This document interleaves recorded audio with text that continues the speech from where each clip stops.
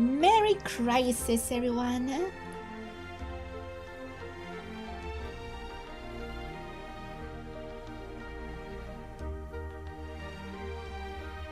Hope you're all doing well.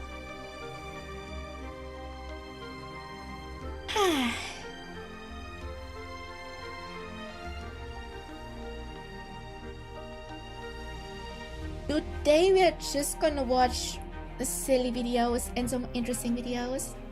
We're just doing reaction because I didn't want to do anything big. Because you know, Christmas needs to be relaxing. And I don't want to do anything important so you would miss out on quality time with family and friends. So we're just gonna do reaction.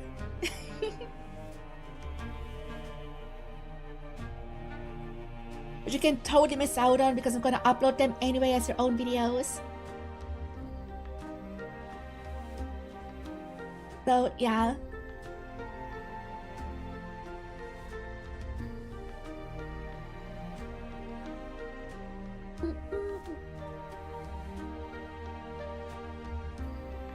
That's what we're doing today. We're gonna watch some D&D shorts that I find funny. And then we're gonna watch some Monster Hunter lore, which I wanna know more about. I wanted to react to for a long time now. So yeah. Bunch.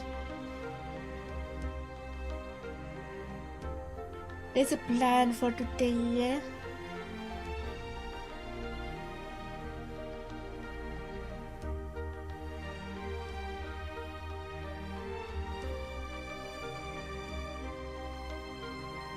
That be the plan.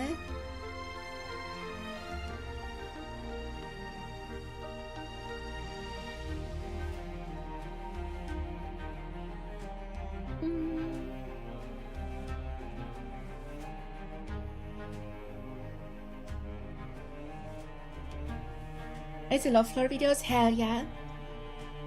It's been really cold. I wouldn't know. I'm not Swedish. I'm Swiss. From Switzerland, but in Northern Europe, in Central Europe.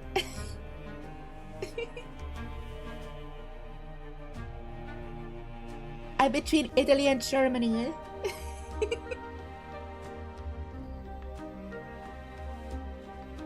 Honestly, how does that mix-up happen between Sweden and Switzerland all the fucking time?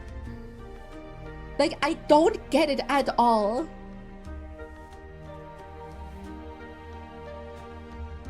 No, it's fine, it's fine. I'm just... Because it happens so often.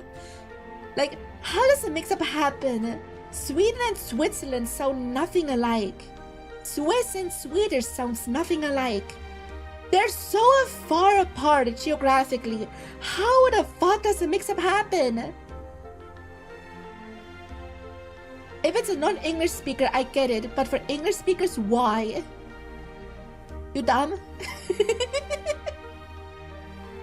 But yeah, stupid. But anyway, it is something I have to live with, I guess.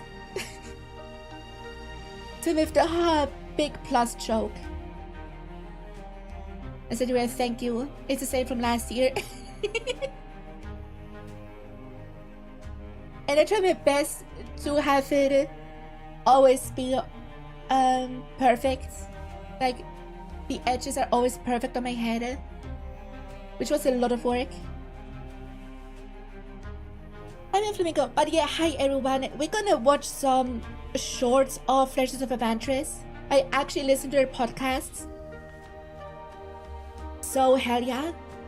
And afterwards we're gonna watch some Monster Hunter videos. No, Americans have trouble with it because they don't get proper... Dude, Americans don't even get proper American education, let's be real. They don't even learn proper education about their own country.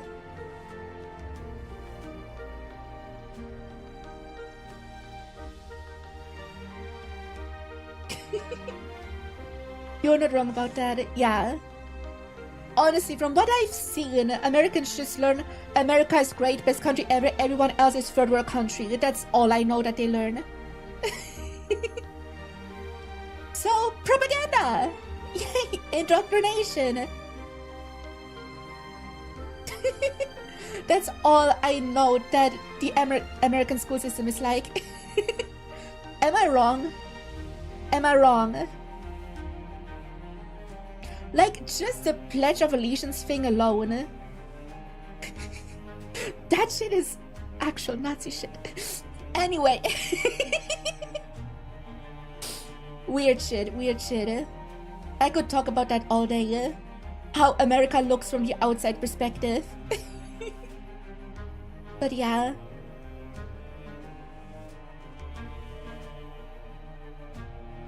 Merry Christmas, hell yeah, Merry Crisis! I got an NFL football of my fave team yesterday, hell yeah! I got nothing! I got an empty pantry because I forgot to do Christmas shopping, yay! So I had to eat pasta for breakfast because I have nothing else. I'm good at adulting, I swear. I'm so good at adulting.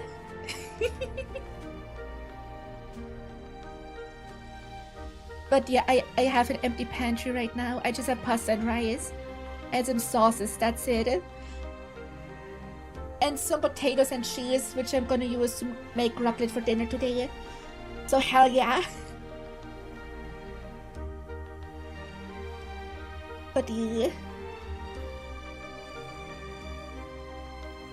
What do you mean sorry? What? But yeah, I don't really do Christmas. Because my friends, I want them to spend time with their families or with me. And I don't celebrate with my family, so yeah. This right now is my Christmas party. My Christmas celebration is streaming like it is every year. So yeah. That's how I spend my holidays. Which you would maybe think that's sad, but that's exactly how I want to spend my holidays. I don't like celebrations. So yeah. I'm vibing. But yeah, let's have it reacting. Merry Christmas! Okay. Also playing the outro music right now because it's just peak for Christmas season. It has the right vibe, right? So yeah.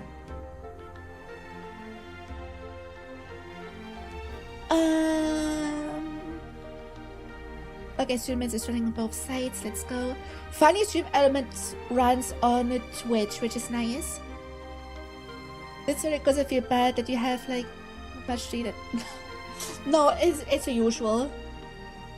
Back when I was still in when I was still addicted to gacha games and spent like $400 on gachas every month, I had like weeks where I only ate bread. I'm used to this shit. I thrive in this shit. I thrive on empty pantry. This is normal for me. The only thing I'm missing is some protein, but whatever. I have some protein shakes that fill the void. Wait, what? Yeah. I have a serious gacha addiction and I'm just generally prone to gambling addiction. Which is why I will never stream or promote a gacha game ever. Like, I will never take a sponsor from a gacha game no matter how much money they give me. Out of principle. And that's why. Because I was seriously addicted.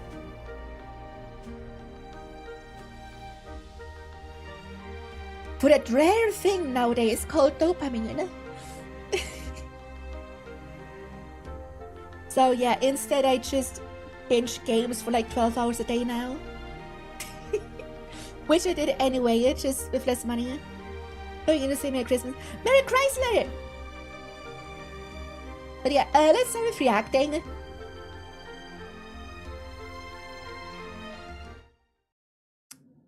We're gonna watch. Oh, actually, I didn't need to stop the music. I can just. Anyway. We're gonna watch 2 Legends of Adventurous compilations and some Monster Hunter lore. This video up here is one that I'm probably gonna react to another time. But yeah, this is gonna be a long stream just because I feel like it. So yeah. Maybe we can mix it up. We watch one Adventurous compilation, then a Monster Hunter video, then Adventurous compilation 2. And then another Monster Hunter video. Yeah, let's do that. So we have it mixed up a bit.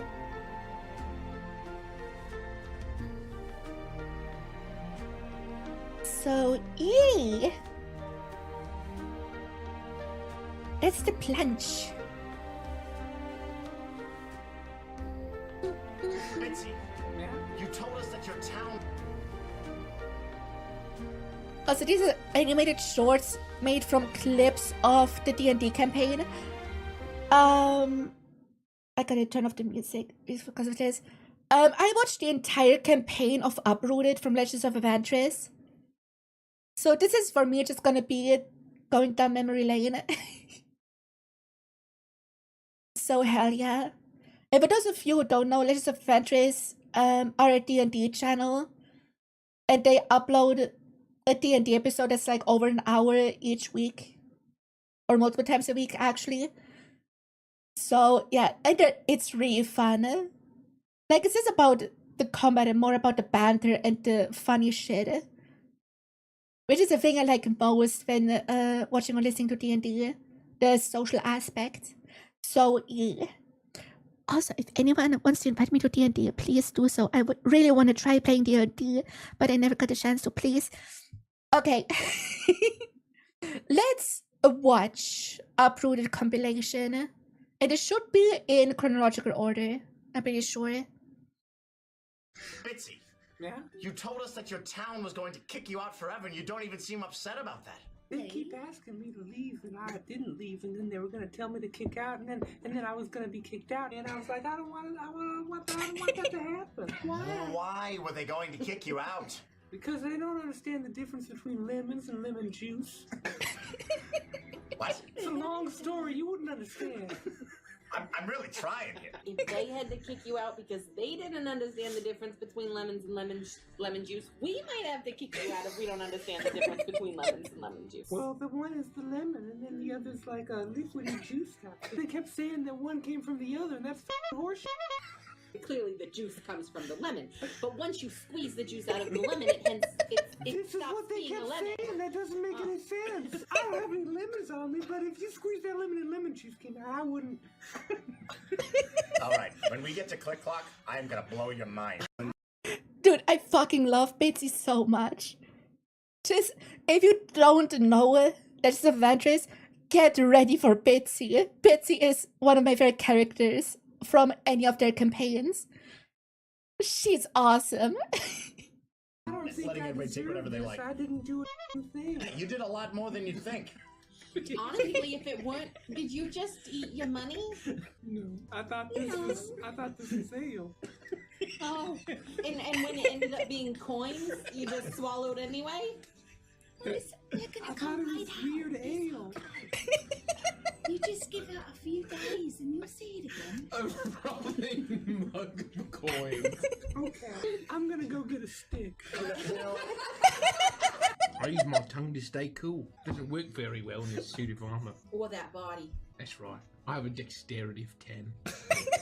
It's because your face is so short. Well, it's more my snout, not really my face. Well, your snout is part of your face. Well, right, but it's just a part of my face. Yeah, you have a short face. Well, no, you could have like a long face and a short snout, or a short snout and a long face. You could have a tall It'd face. be like if your face was an innie. Like a concave face. Well, if that was the Any case, you'd eat face. soup out of growing face. It's not as good as a bread bowl, but I'd try it. We'd have to make sure to clean his folds first. I don't know. I think maybe it would have like a natural. So this might be Oh, why God, you hey, so I'm failed in gonna- that. So did any of you have a Oh, they just bully 𝘕𝘬𝘸.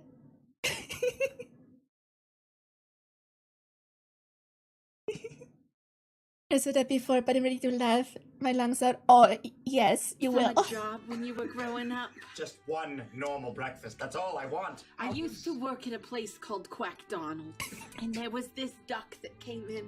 Flonald was his name, and he would stick his finger in and out of his belly button with a loud, squishy pop. I'm gonna be sick. Over and over and over again as he went, I want the big and nasty. and I would say, Flonald, do you mean the big and tasty, sir? And he'd go, Oh, no, the big and nasty. and so I would order him the big and tasty, and then I'd see him again the next day. That's how I paid for college. It's been ever since you joined this party that I feel like I've lost control of everything. Why? You were Just talking. because I know which way west is? Well, you were about to show us, so go ahead. Well, now it's that way. What do you mean? It just changed? Well, north is whichever way you're facing, so. Wait, west. Oh dear Lord. Turn west. Now, which way's west? Okay, now just keep going west. This is gonna be tough. I'd make a wide circle. Originally, we're probably doing this for like 8 hours, and we're gonna go the different west. Actual west never changes, no matter which way you're facing. This sounds like Illuminati talk. I told you about them earlier. Yeah, they're the ones that poison the water. Bits is absolute comedy gold. Come on, let's go. Oh, wait, which way? I'm like dragging you like a little kid at Disney trying to get to the ride. You can't say that. Oh, I'm sorry, Schmizni. And there's a giant mouse. What are you just saying? Make a Mickey Mouse.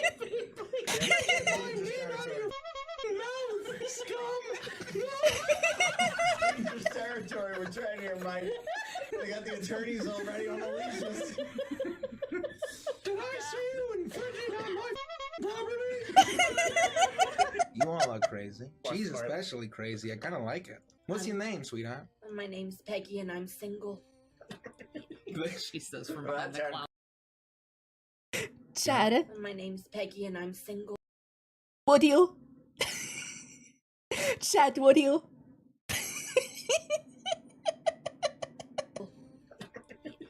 She says from Well, behind that the turned clown quick. mask. You want me to take my clothes off so you can see what I'm packing? I'm gonna leave the Hey, mask yo. on though. Am I gonna learn why they call you Peggy?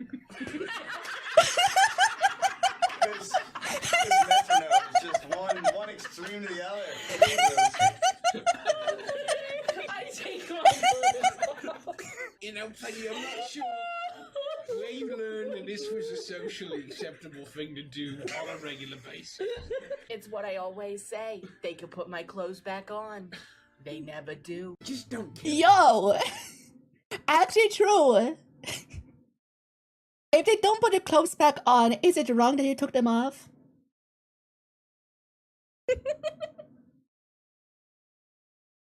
I wasn't gonna kill him. I'm going to dive. Oh, I into love the race and attempt to shorts. Slip underneath him, and I'm going to start to go up to grab him by the legs and Zangief him backwards behind him. Oh, this is gonna get so much worse for you because I have the crusher feet.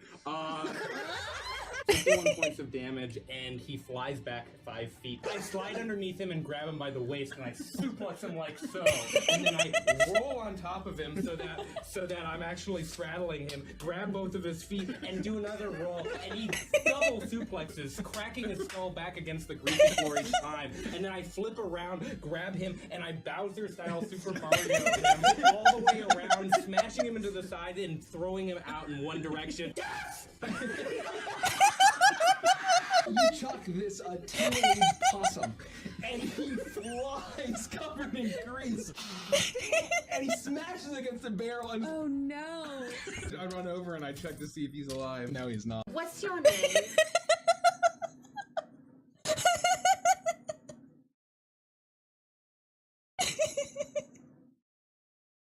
If I remember right, Derek rolled a 20 for that fight. If I'm not wrong. So that's why it ended up like that. Ah, stupid. Pete Nut. Oh my god! I think we might be related. Are we Oh, hazelnut! Hazelnut? Oh my god! Is Grandma Nut still alive? She is, believe it or not. She's still kicking around. Nothing can ever kill Grandma Nut. And then there was that weird uncle that no one wanted to talk about. His name was Deez. These nut. Dis nut. Dis and D's, the twins, they were. Yeah, we don't talk about Dis and D. This is pretty good, huh? Beets, nuts, peanuts. I feel scratchy. Oh. It's probably just the nut hair. I can't breathe so good. She's allergic. Oh, no, EpiPens don't exist in this world. Oh no! You feel your throat start to close off. Betsy, your eyes start to water as your untested, very serious peanut allergy affects you. I'm gonna be honest, I don't think we have any. This is the way to solve this. I think Betsy's just gonna die here. Bitsy, do I have permission to enter you? You're the god of the universe. Hey, You do yo. whatever you want. I'm gonna stick my frog tongue into Bitsy's throat and try and pry her throat open so she can breathe. This isn't. She's just doing this. It's not really God. doing anything. You are choking and gagging on a frog tongue. Make a medicine check, actually, to see how well it works. I almost rolled a chicken nugget. You hear some heavy breathing behind you by the Oh god. I'm crying from laughing. door. You look back and you see two large frog eyes. Oh my god! Close the door, there's a pervert! What a pervert! We need to know where the costumes are. Oh, you mispronounced Toby. Pervert's not even close. You know, weirdly enough, it's not the first time I've had to yell that. If I had a nickel for every time I had to yell, close the door, there's a pervert, I'd have 2 nickels. Which isn't a lot, but it's weird that it's happened more than once. So no, you're not going to go naked. You could go naked. I mean, just joking. Unless... Okay, we'll go. I don't dare lay eyes on him. Oh, but you dare lay eyes on me while I'm in my towel? Oh, yes. Oh, I wasn't expecting that. I'm uncomfortable. I thought I was going to have a witty joust of words, and instead I'm just going to throw up. We can still enjoy a witty joust. Ayo. Oh, yes. It's Toady. Did you personally prepare these? Yes. Oh, I shouldn't. But you will. Just one. Just shots of clam chowder. Like when we went out to eat lunch and I ordered soup and the chef came out to the table and he didn't ask anybody else how their food was, but he looked at me and he's like, "Do you like the soup?" No. Isn't it creamy? What? No. Time out. This story is real, but Kelsey likes to make him sound like a pervert. Well, was the soup good? Was it? It was actually. Yeah, the restaurant I don't think it was supposed to be creamy, but it was good. We'll unpack what's supposed to be creamy means in the Vanters and Chill. What's a Vanters and Chill, Andy? Looks like a pathetic weasel. No offense. You're not a weasel. You're a lizard. Looks like a pathetic I'm not weasel even to a me. mammal. Yeah, cold-blooded. What's that like? I'm cold all the time. Oh, I'm so sorry. It means Damn. you can't enjoy spicy food either. Oh no. Why not? Because only mammals are affected by capsaicin. I don't know what I'm saying. Is that true? Yeah. I'm more cold-blooded than the evening at Blue Jay Simpson's house. God. No, Mike. He's out of prison. We're in danger now. Danger now. What have you done? You said that on the internet. He's walking the streets right now, Mike. When did Blue Jay Simpson get out of jail? The feather doesn't fit you, Mr. Quip. Wow. Oh, we're so dead. We're all gonna die. Oh Good night, no. Hazel. Good night, Peggy. Good night. Good night, Grumly. You know, my dad sat on the waterbed, but he still has the rusty nails. Dang it. Good night, Hank. Good night, Betsy. Good night, Frankenstein.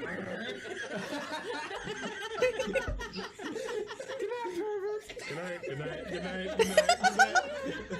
The pervert! Why are there so many perverts restaurants in your mansion? Well, Good what question. Do you mean? Like just my guests? They're in the walls. They look through the eye holes and they stick things through the holes. They peeked at us while we were sleeping and changing our clothes. Yeah, they're under the floorboards. They took the door off. They looked at us while we were changing. They tell us they've got sausage for us, but it's not really sauce. I took a bite of one and it wasn't sausage at all.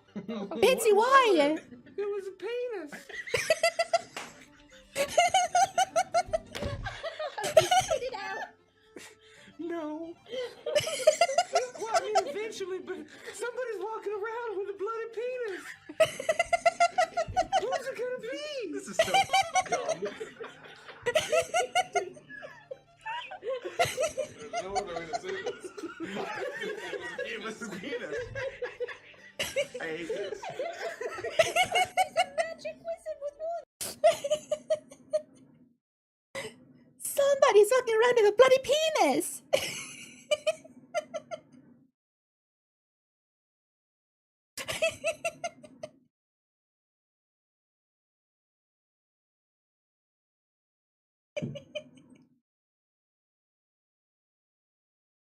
I need to breathe. Oh my god. This is gonna turn into a very nice toboggan pretty soon here. Oh no, it's not what we're after at all. I thought you said when you came in here that we'd like to purchase 5 toboggans. What? Who said the word toboggan? You said toboggan. He seems pretty confident. Maybe we did say that. You don't happen to have a large circular spinning stage that runs on chocolate And flavor? can fit like 400 Wait, what? characters at any given moment. All I got is a toboggan display rotating device. That's nothing like what you just said. So if we look over, is there a 400-person sized circle with a bunch of toboggans on it that's just Just like a rotating? double. Oh no, that's too bad. Before this, you want to purchase 5 toboggans. No, we Do don't want not need the We toboggan. don't need the toboggans. That's somebody else. I don't know who you were talking to. When we came here, there was nobody here. Why are you making toboggans all the way down here? Who the hell's buying a toboggan? It's like summer here, year round. This guy's about to go bankrupt. He needs the money so badly. Thank you, royalty-free music. It's Epidemic Sound. Here we go. Not sponsored. Pod 5. This campaign is sponsored by Oliver. We hope you enjoy the film. Oh, you're a voice actor? What do you do? Well, I only have one job. I'm gonna make a very positive impact. No, not. Oh my god! Dad! Book one.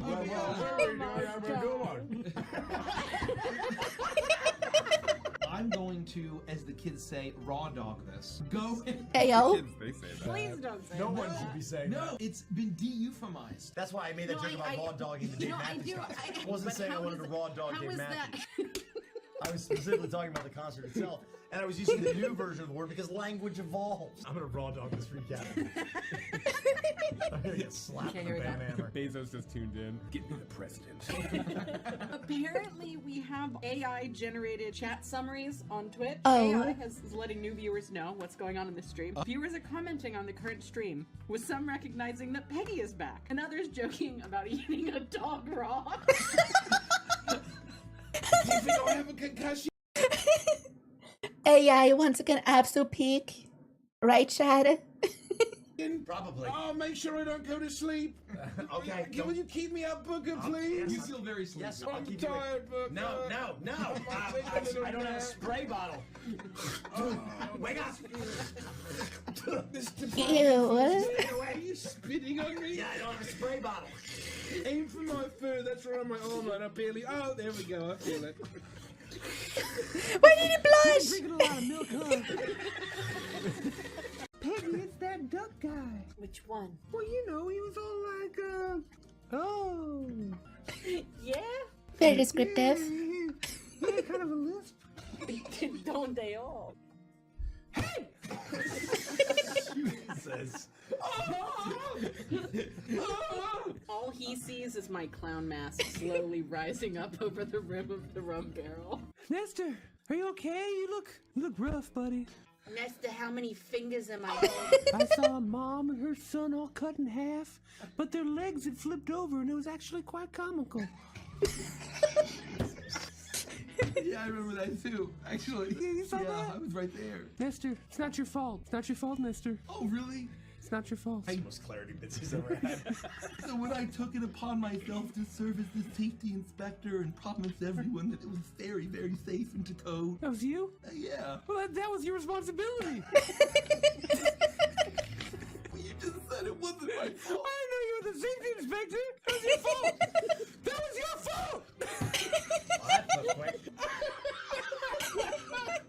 Also, I've just been made aware that my shirt does not work in this overlay. I remember this. Like in their overlay, they have the characters and the name next to it under their camera. And Busy said just covered up his shirt. Some background knowledge for that one. No, it don't. I don't know. White ass. You'll have to move over or something. You have to move. We need to get him like a booster seat. Yeah. So it picks him up over Bitsy's face. Oh my god, The question, are you seeking or advertising? You like to know. Hey yo! I'm gonna step through the bars, go get a drink, and then come back inside through the bars. Bitsy has scooped up some filthy toilet wine. Wonderful. And it's not through the bars at all. No. It's called sangria. That's foul. What? Where did you? This is. Thank you for rating! How was this stream? We are watching some Legends of Adventure shorts. And just keep on laughing. Merry Christmas. Yeah, you too. Merry Crisis. I guess you could break to stop laughing for a second. Let's keep going. It's red, but there's definitely some scrubbing bubbles, and lemon pledge, and other unmentionables. There's a little blue puck in mine. Oh, wonderful. That person, but you're holding up those sheets of paper. They don't have any writing on them. Oh, hold on, not these, not these, of course not these. Everywhere I had to accuse someone named Noriko for something as what? Elaborate. So it's going well. We're just watching funny shit. Charges. But don't you fret. I have experience in criminal law. I have gotten a murderer or two off scot-free. Oh, really? Yes. Did they do it? Well, that's open to interpretation and opinion. What about alleged But I attempt? know that the Blue Jay Simpson thanks me quite handsomely. The Blue Jay Simpson again. What about a plea for that I wasn't in my right mind? I can act a little crazy if I need How to. crazy can you be, boy? How much we talking here? I can really lay it on thick. Let me see an example. I was gonna say you're only gonna get this once, but if this is the angle we're going, I'm probably gonna have to do this a lot. Grummy?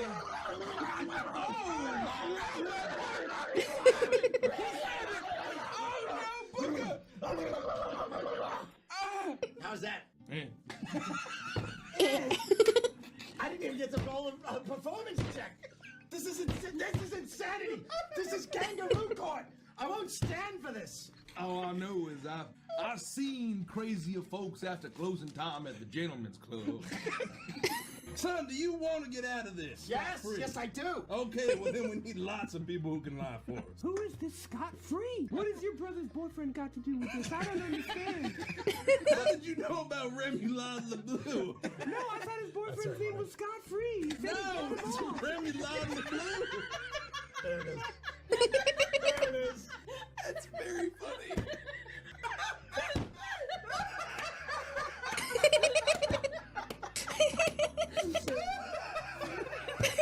Oh God, I'm not gonna survive this. I created magic. Whoa, what in the heck do you need a lawyer for? Can't you just get him off yourself? I've tried a Hey, yo. couple of times, but he just takes so long. Oh, I see. I see. now say that is. Oh my. We know that you can go rabbit on cue. Can you get off on cue? Yeah, he doesn't have to worry about getting off on cue. He's gonna get up on the stand. I'm gonna stand up. I'm gonna wave my arms around in a dramatic fashion, and he's gonna get off faster than any man you've ever seen. You might have created magic, but he's a wizard at getting people off. The fucking wording. What you writing? What you writing, you wicked freak? Winged freak. We actually don't have to worry about that. I don't know why they still do this, because bats can't spell. I guarantee if he turns that paper around right now, that's just squiggles. Hey, turn that paper around. Let me see that paper. Maybe a doodle or something. She says aggressively. Bats communicate via echolocation, so we gotta echo at him. Stop writing. Stop writing. Stop writing. Right. Hey, stop writing. Stop right. Stop writing. All. Stop right. Various interjections. Mr. Chardonnay, Yes, little rat. if you can get my little baggie of healing cream, I can help you with them Polaroids. What? Oh my God. Well, officially, but as per the law dictates, they have to turn over your possession to me as a part of discovery. All right, well, just once or twice a day, all right? What? Once or twice a day, what? For your Polaroids.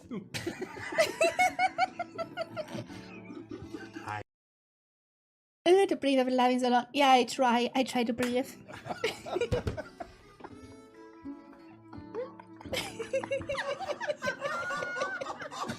That's very funny. Are you gonna pretend to have rabies again? Only if I have to. We never got the command word. Well, I wish you wouldn't joke about it. I have a phobia now. A phobia no. of joking or rabies. No, rabies, it's the most deadly virus on earth. That's true. That's actually very true. You're right. We shouldn't be joking about it. It's very serious. You'll be all right as long as you guys got your shots. Reminder to go to the doctor. Note to self. Extremely serious. If anyone tries to rough you up, you just beat up Grummy. Not me. I think it's to a certain I love Andres. Same. I love their stuff. Hi, Spread. How you doing? dominance, but it's not really my bag. Call him a lot. I'll see what I can do. I'm a boy dog. How am I gonna?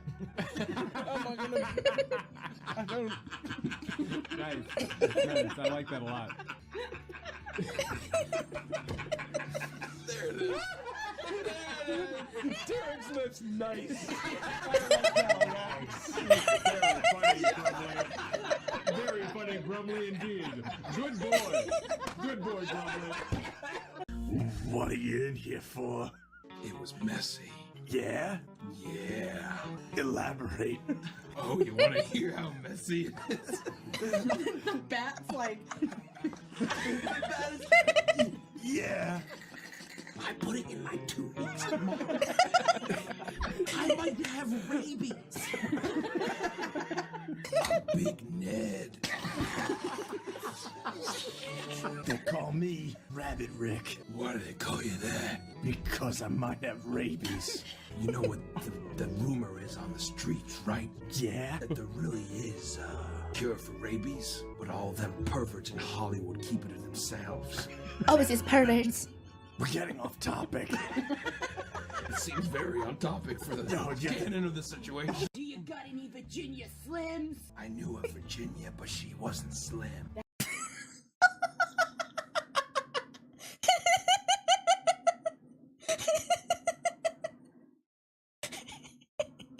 That'll work. Okay. What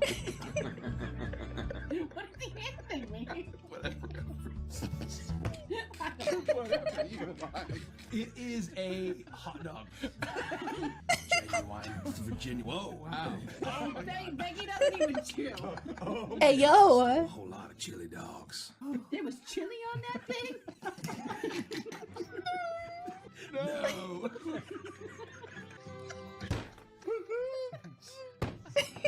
It's nice to meet you. My name's Bitsy.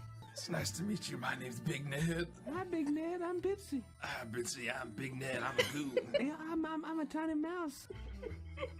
My name's Bitsy. How are you? I'm all right. A little hungry for some clam dogs. Do you have any more? How are you? I'm good. Oh, I'll have some. No, you go ahead. Me at any social situation. We enter a loop, and this happens for 2 hours. The bat at the end of it is just hundreds of pages. How are you? I'm good. My name's Bitsy. They prepared to do it off. Doesn't sound like there's any DNA evidence. You need to see the DNA evidence? Don't Oh. make me go back there. I don't want to do it. Don't do it then. I don't want Please don't do it then. I have to do You it. don't have to do this. The smell hits you first. As you, Oh, as smells it's like dark, Pennsylvania. and what you see, you will never be able to describe or share with anyone for the rest of your life. But the gods know you will never forget. Why did you let me back there? Why? I have to live with that now. I bet Mr. Chanticleer is gonna get us off any second now. Wait, I know.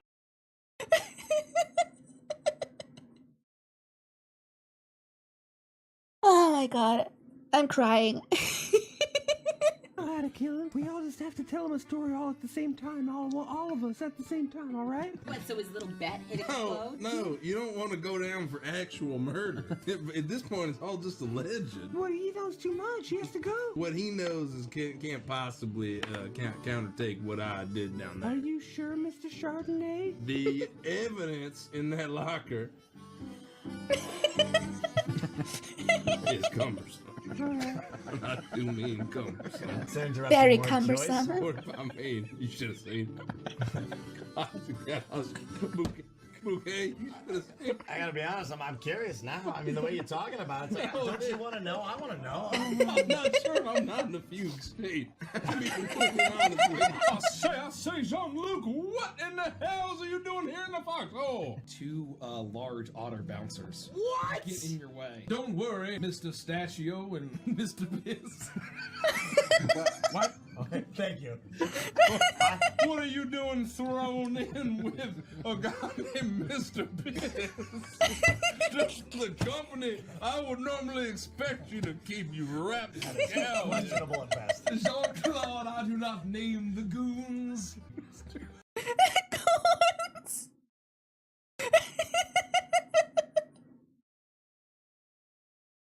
Wait, good employment contract. Shano can name the goons. Goon cannot admit it to one. That's literally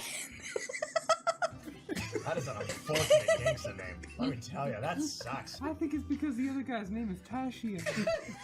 That doesn't make it any better. You'll see now, there's Mr. Pierce, Mr. Stachio, and then of course Mr. Moe and Mr. Lester.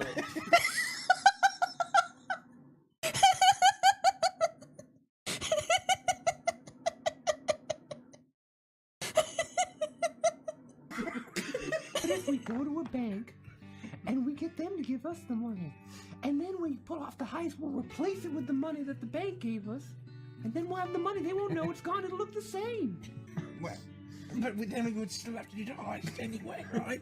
Well, yeah, but All you've done is double the number of heists. what? What do you mean, what? No, the bank will just give it to us. It's called yes, sure. I don't think getting a loan out to pay back gambling debt is a great plan. That's just double the debt. All you've done is double the amount of debts. How many deviled eggs do you eat, Peg?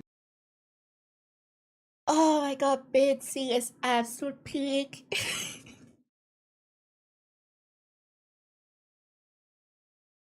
Like when Goon simply managed just a bad guy's henchman, yeah.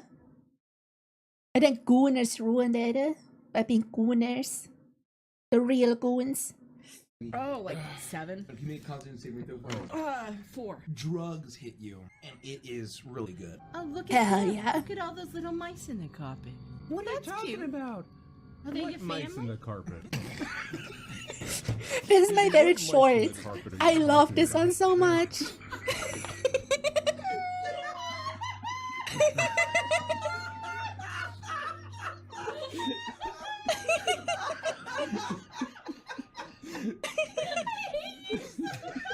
The mouse speaks only lies. I had a feeling that was the case, Egg. I should kill her. No! Well, let's not be hasty.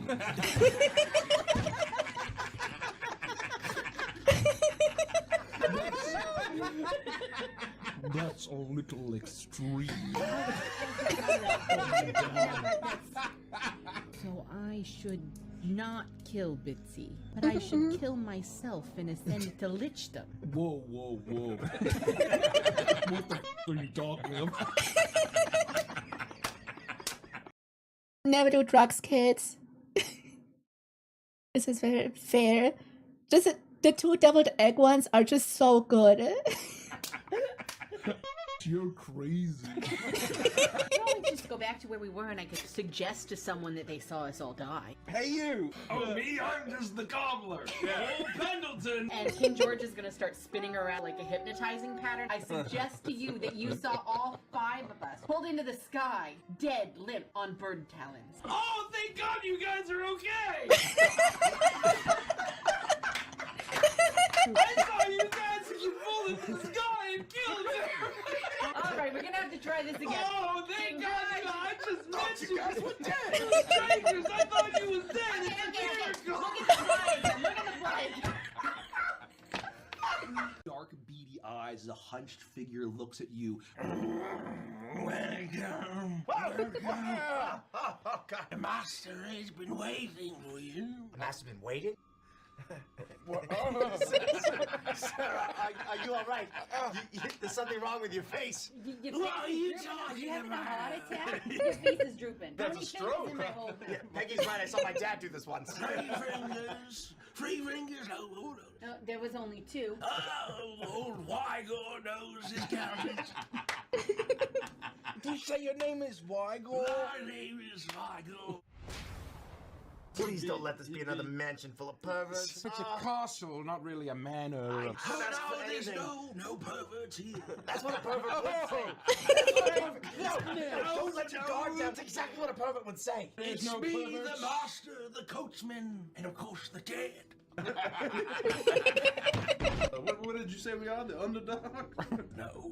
Catacombs? The coons, you said? No. The Coombs. To your rooms, to your rooms. With room. Follow me. Whoa, let's go. Here You we will go. rest until for you see it is the day right now above us. How do you know? I can tell.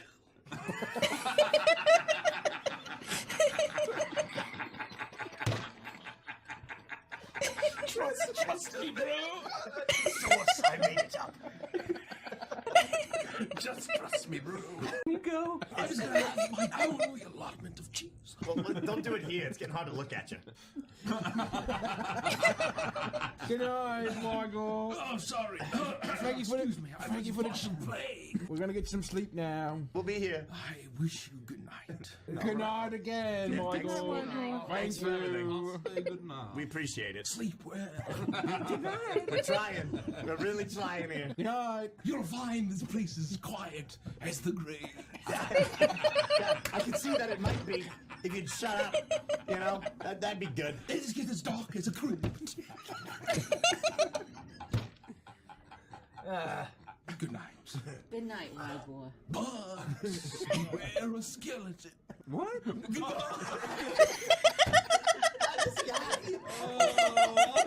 I'll say in my head. Feast with the master. Was that Your labor is required. labor? Before that, Labor. much to do, much to do. Well, I can't get started on any kind of labor if I'm not significantly. The bell tolls in the cathedral of the dead. I must have I still love how you're doing. We're just watching funny videos. wait.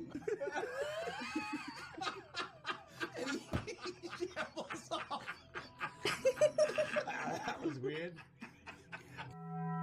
The master is eager to meet you. Is the master okay? He was breathing real heavy. Oh, the master is the peasant. Oh.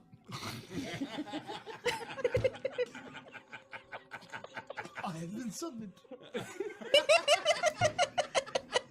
Again? You want to go away again? I'll say we're definitely gonna just follow you. Yeah, we're coming this time. We're coming with you. Oh my god. Absolute peak. Absolute peak.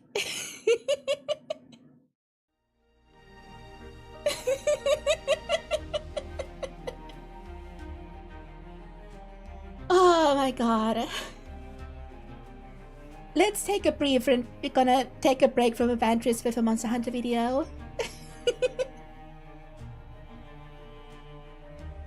But we're gonna watch more later.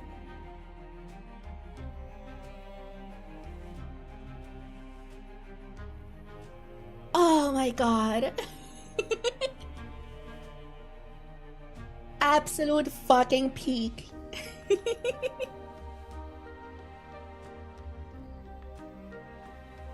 We did tune into a funniest, but we cut the game. I mean, I've been laughing for the past 30 minutes. But yeah, hi Slavi, how you doing?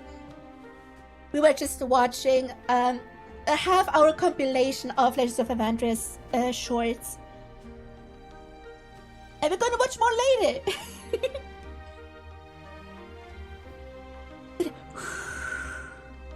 Breathing, eh?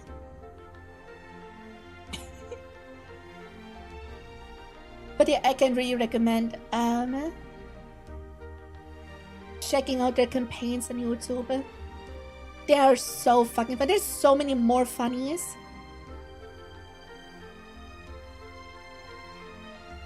That don't make shorts. So yeah, I can recommend it.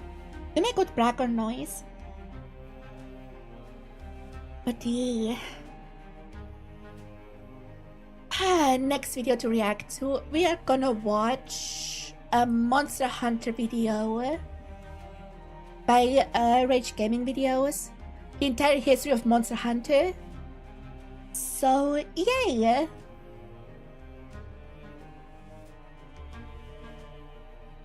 We're gonna do that because I want to learn more about Monster Hunter lore. So we're gonna watch that. Monster Hunter lore.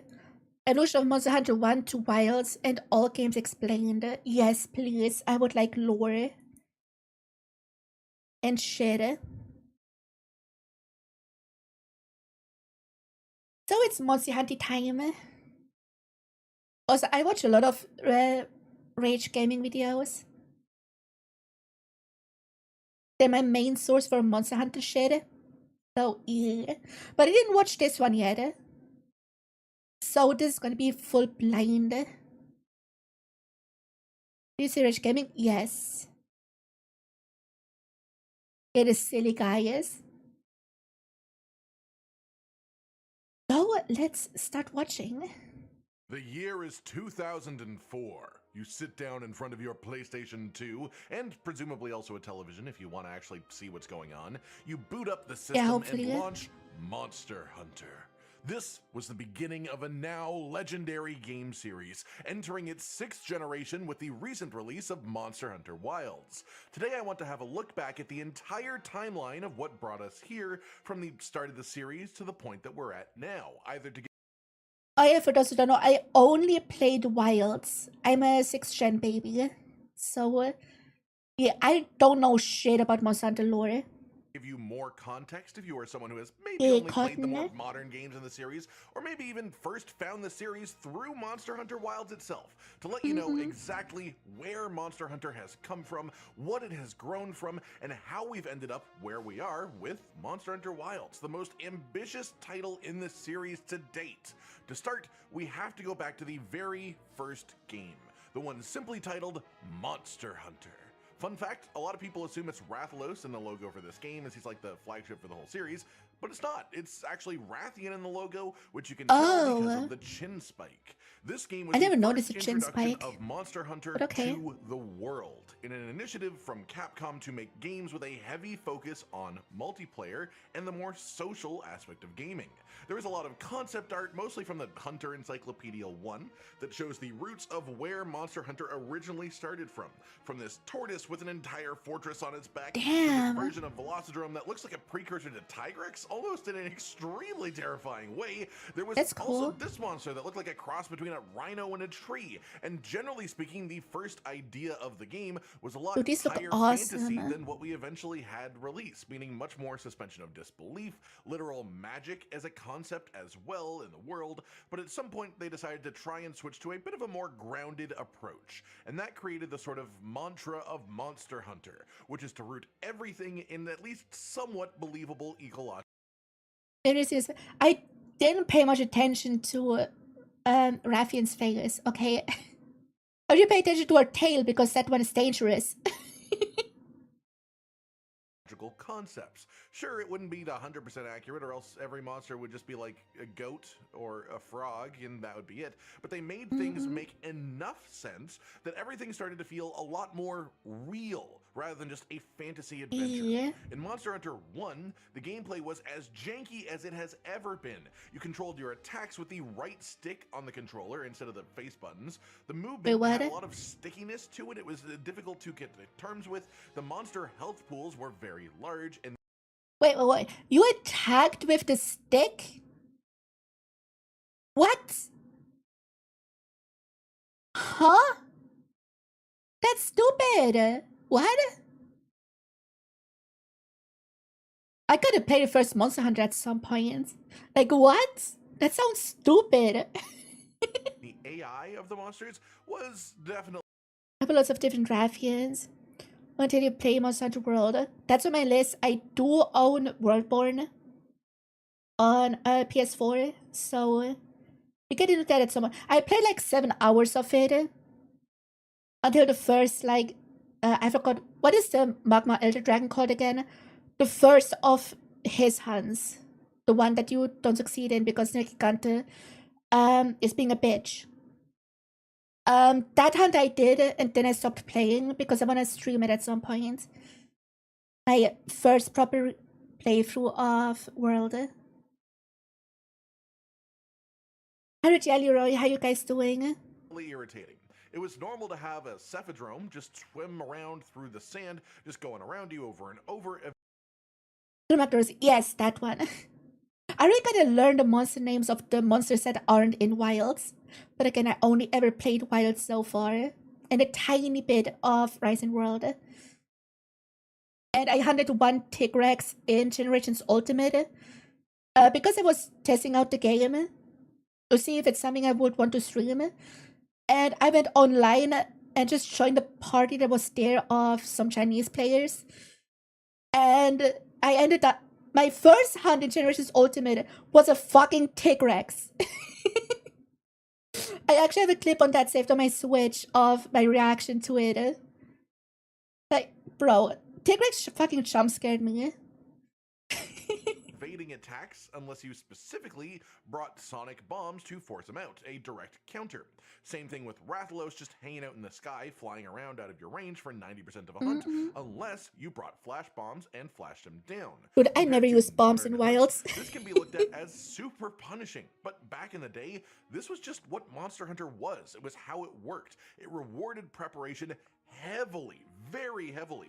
I never use bombs or pods or anything. I just go... If a monster is flying, I just jump up with it with my glaive. I'm a glaive main, by the way. It would make it unbelievably easier than if you didn't have that. The game was punishing, but that made it even more satisfying when you were successful. It's also worth noting that in the first game, there were actually only 7 of the 14 weapon types that we know and love today. Wait, what? Which ones are missing then? I'm guessing they don't have the glaive because it's too complicated for the first game. Greatsword, sword and shield, yeah. dual blades, hammer, lance, and both of the Not even switch axe, okay. weapons that have been around since the very beginning. And even then, dual blades were actually sort of hidden as you had to upgrade into them from a sword and shield instead of being their own interesting. Base weapon from the start. For those who want a taste of what the first generation monster designs were like, and to point it out with monsters that we've had in the 5th generation return especially, Diablos, Basarios, Vitalis, Kezu, Kirin, Rathalos, and Rathian were all monsters that first appeared in the first Monster Hunter game. Wait, Kirin is in the first game? I thought Kirin came later. Like, I have gone through the wiki and looked at different monsters or whatever. That's interesting. That all modern players would recognize and be familiar with. Generally speaking, I would describe these as very classic, iconic Monster Hunter creatures compared to things like the 𝘕𝘴𝘦 in Monster Hunter Rise, or If this was his first game. Yeah, I'm just guessing he's a file monster. Like he is in Iceborne, probably. 𝘕𝘴𝘦 in Iceborne, and they are all relatively tame creatures conceptually compared to those. But that's because Monster Hunter 1 established the sort of baseline expectation. It's one of the first ever dragon. That is interesting. Because I never seen screenshots or footage of a Gen 1 Kirin, only from World. That is interesting. Monsters being plausible beings within this universe, and then they just sort of push the boundaries further and further with every new game added to the series afterwards. As well, it's worth noting that this early on, story wasn't too much of a consideration for the game. There was quest text, and there was a bit of a story to follow, but it was far from the top priority of the developers, and it stayed this way until around the 4th generation games. At the beginning of 2005, Monster Hunter G was released in Japan, which was the G rank expansion for the original game. For players only used to modern Monster Hunter, this is the Iceborne or Sunbreak equivalent, and G rank is what it was called before Master rank was a term coined in the 5th generation. A pile of extra monsters were added in, and a bunch of extra content as well, but it was all built upon the base game itself that already existed. This was the start of subspecies and rare species as a concept as well, and while there were 13 new monsters in Monster Hunter G, every one of them was a subspecies or rare species of one of the pre-existing monsters. And this started a pretty consistent trend of the expansions to base games having a lot of their monsters in them be variations, more so than purely fully new monsters. That said, this batch of subspecies was really cool as a concept for a game focused around believable monsters and for its time. But by today's standards, comparing to a lot of the more modern subspecies, a lot of the early ones were very, very simple and basic. Things like a color swap and then maybe 1 or 2 new moves, some minor behavior changes, as opposed to the modern guys which fully change like their elements and use their bodies totally differently. And this is why in Monster Hunter World you have the contrast of something like Pink Rathian being a Rathian that's pink and has some extra backflips, and then in Iceborne you get Coral 𝘴𝘴𝘴, a brand new subspecies who is extremely creative and completely different compared to normal 𝘴𝘴𝘴. In late 2005. Oh yeah, I know some of the world monsters because I played the mobile game. I forgot the name. What's on now? I think I played a bit of that, so I know some of the world monsters. In Japan, there was the release of Monster Hunter Portable, and in early 2006, this happened for the rest of the world as Monster Hunter Freedom on the PSP. These are essentially the same game, and it is a port of the entirety of both Monster Hunter and its G-Rank expansion to the PSP. But notably, while Monster Hunter G was exclusive to Japan, this brought all of that content to the rest of the world as well. On top of that, the game also added one new monster in 𝘕𝘠𝘴𝘦, who Iceborne players would recognize from the Guiding Lands. This was also the first game in the series to introduce a village farm mechanic where you could safely cultivate and grow and collect resources for free in the town without having to do dangerous stuff. And yeah, I know, that wasn't a thing originally, and that's sort of crazy. And this farming mechanic is what eventually evolved through each and every game that followed, and has ended up being the trade and collection system with all of the villages in the Forbidden Lands that we now have through Nata in Wilds. Not too long after this, in February of 2006, Monster Hunter 2 released for the PlayStation 2 in Japan only, and it was also known as Monster Hunter DOS. This added in 4 new weapon types that we all know and love now, being Longsword, Gun Lance, Hunting Horn, and Bow. And it's worth noting that a lot Still not one of my 2 weapons. I started Wilds with the Switch Axe, but then switched to Glaive later on, like 100 hours in. So yeah, and those weapons still don't exist in DOS. Bro, what? Players even today still hold 2nd generation Longsword as being the best version of the weapon, the most enjoyable even in its simplicity. They also updated the original weapons too. They added in a proper day and night system for quests, and there were even seasons in it too, which all had an effect on what quest you could take and what. I started out this Monster Hunter try it. If there's some kind of veterans at that point, we don't want to fair. But you're definitely veterans. I think if you played anything before World, you were absolutely veteran. Monsters would spawn. This was part of Monster Hunter starting to have a world that felt somewhat alive, rather than just a collection of levels to progress through or a collection of monsters to beat, making the monsters feel a little bit more tied to the environments that they actually live in, making it feel more believable that they do.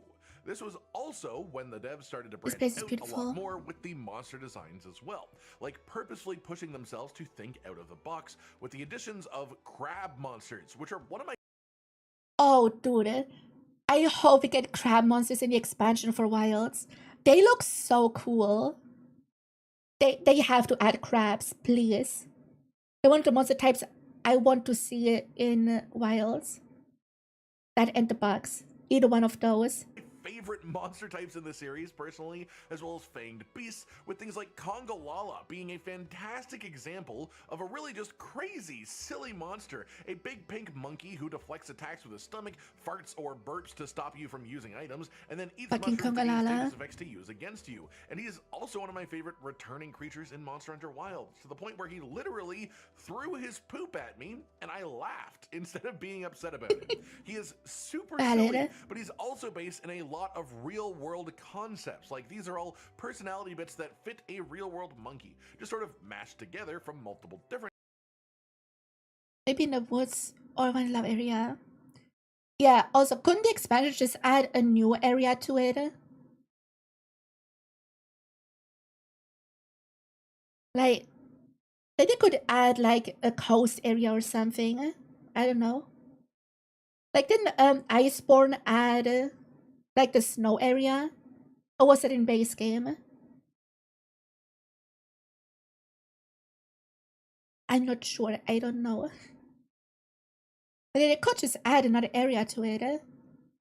Probably. Types of monkeys, and exaggerated, of course, in some creative ways.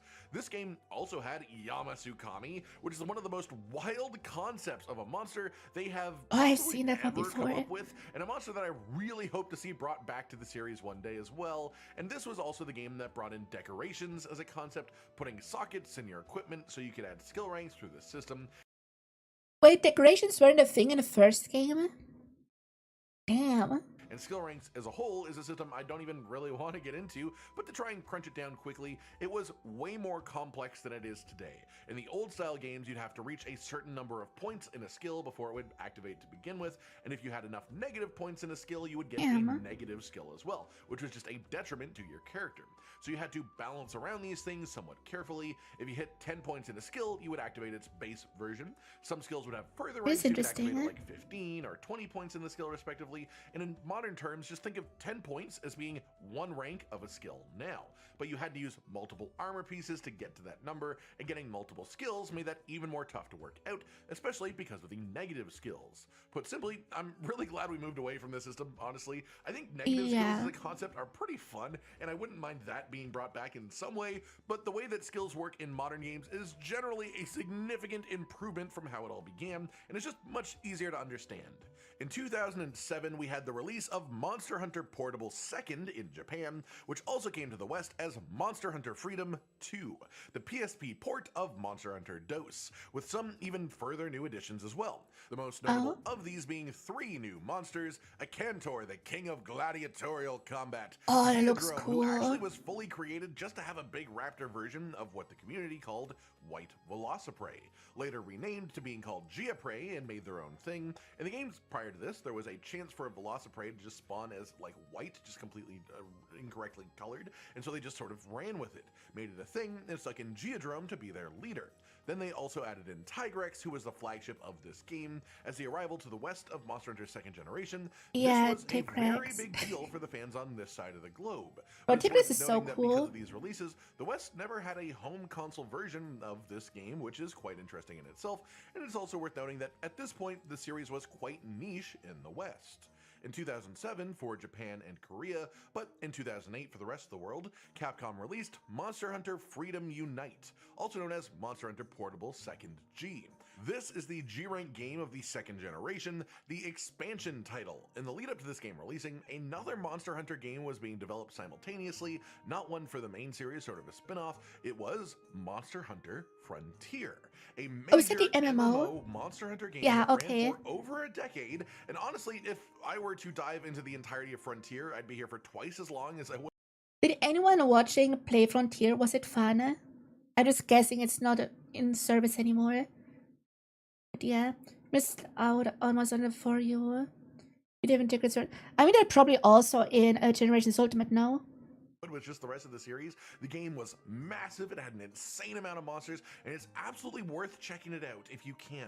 But for the sake of conversation about the main series, the important things to note, at least for now, are that both 𝘕𝘴𝘠, who hasn't been around for ages, and 𝘠𝘴𝘴𝘠, who was in Monster Hunter World, are monsters that were developed simultaneously by This the stuff looks main Monster Hunter awesome. development team for Freedom Unite, and by the development team making Monster Hunter Frontier as well. They both influenced each other's versions of these monsters, and that said, Frontier ended up releasing first, and it released with its monsters first, so these were the first two monsters in the mainline series that had technically originated somewhere else first. In total, Freedom Unite had 10 monsters that weren't in Freedom 2. Those were two There are some private servers that might still be online today. Oh, interesting. Okay. of them. Then we have another 5 subspecies or variations of monsters. We had the introduction of 𝘕𝘴𝘦, the counterpart to a Cantor, and then there was also Dude, the monster design in Monster Hunter is so fucking good. And when it comes to monster design, Monster Hunter is like top 3 of all time. Like, goddamn. Vescoid Queen Quest, which technically does count. And then, of course, the flagship of the expansion, 𝘔𝘰𝘯𝘵, an absolutely beloved creature by many. I've seen this one in Monster Hunter Stories. I played a bit of the Stories games too. I know this one from there. On the topic of cat-like monsters, this was also the game that added in palicos for the first time. Though, at this point in the series, they were called feline comrades. Specifically, palicos as a term had not yet been coined. This concluded the second generation games and pushed us forward to Monster Hunter Tri, releasing in Japan in 2009. I actually played a bit of Tri at a demo in a bookstore. That was my first and only Monster Hunter experience until I got Wilds. And 2010 for the rest of the world. This was where a swap happened to Nintendo consoles instead of Sony, mainly, with this release happening on the original Nintendo Wii. This was when things started to get really funky. The way that I like to think about it is that the first generation established a baseline of combat and world and monster design. Then the second generation expanded on that and played with it and made it a bit more unique. Then the third generation is when they really just started to smash the walls down around them and explore some major differences from what the series was before. The big difference in Tri was underwater combat. They expanded the game to not only have land combat. Bookstore have demos for game. Yeah, it was a bookstore next to my school. Actually, I went there off to skip class, which is playing the Wii. That's also where I played Mario Galaxy 2 for the first time. They just had a gaming section. As standard, but you can now traverse underwater in a 3-dimensional space, swimming with the monstrous fish that inhabited it, and hunting even more aquatic large monsters. This game was the origination of crazy creatures like 𝘕𝘴𝘦, the spiky anglerfish who hides on the seabed. The fuck is 𝘕𝘴𝘦? Why does he look like that? 𝘕𝘪𝘯𝘕, the big spongy boy that he is, who would transfer from water to land. And of course, the flagship in 𝘔𝘰𝘀 himself. But while the game added in underwater one of the best combat, hunts it in wasn't Wilds. exclusively about I love underwater him. combat either. This was also the first game to introduce Devil Joe, the angry pickle on legs who definitely does not swim, thankfully. I coded him a few times in a mobile game. He's a pain in the ass. And he was part of a roster that included 15 brand new monsters to the series. And aside from this, there were some other very interesting changes for Tri as well.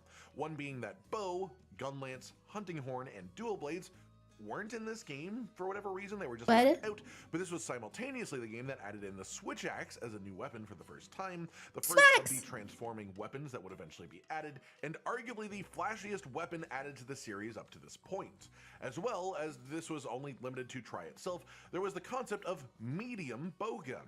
Specifically, bowguns were extremely customizable, and part of this was that there was a weight mechanic, and what decided if a bowgun was a light or heavy bowgun was where it fell on that weight scale with the parts that you choose. But there was also a section in between light and heavy where you would technically have a new weapon type called medium bowgun. This was obviously quite a complex system, and as cool as it sounds, this was removed very quickly. This is the only version of Monster Hunter in which this has ever existed, and medium bowgun has just not been seen again since. As well, in Monster Hunter Try, we had shakalaka companions instead of straight up felines like in the previous game, but they were a lot more conversational, so they actually were a part and personality of your hunts. In 2010, we had the release of Monster Hunter Portable 3rd in Japan only, and this was the port for Monster Hunter Try to portable systems. This also specifically put it on the PSP. Unlike Try, this game did not have underwater. The PlayStation stores are still open, right? So I could technically still get these games on my Vita, right? Probably.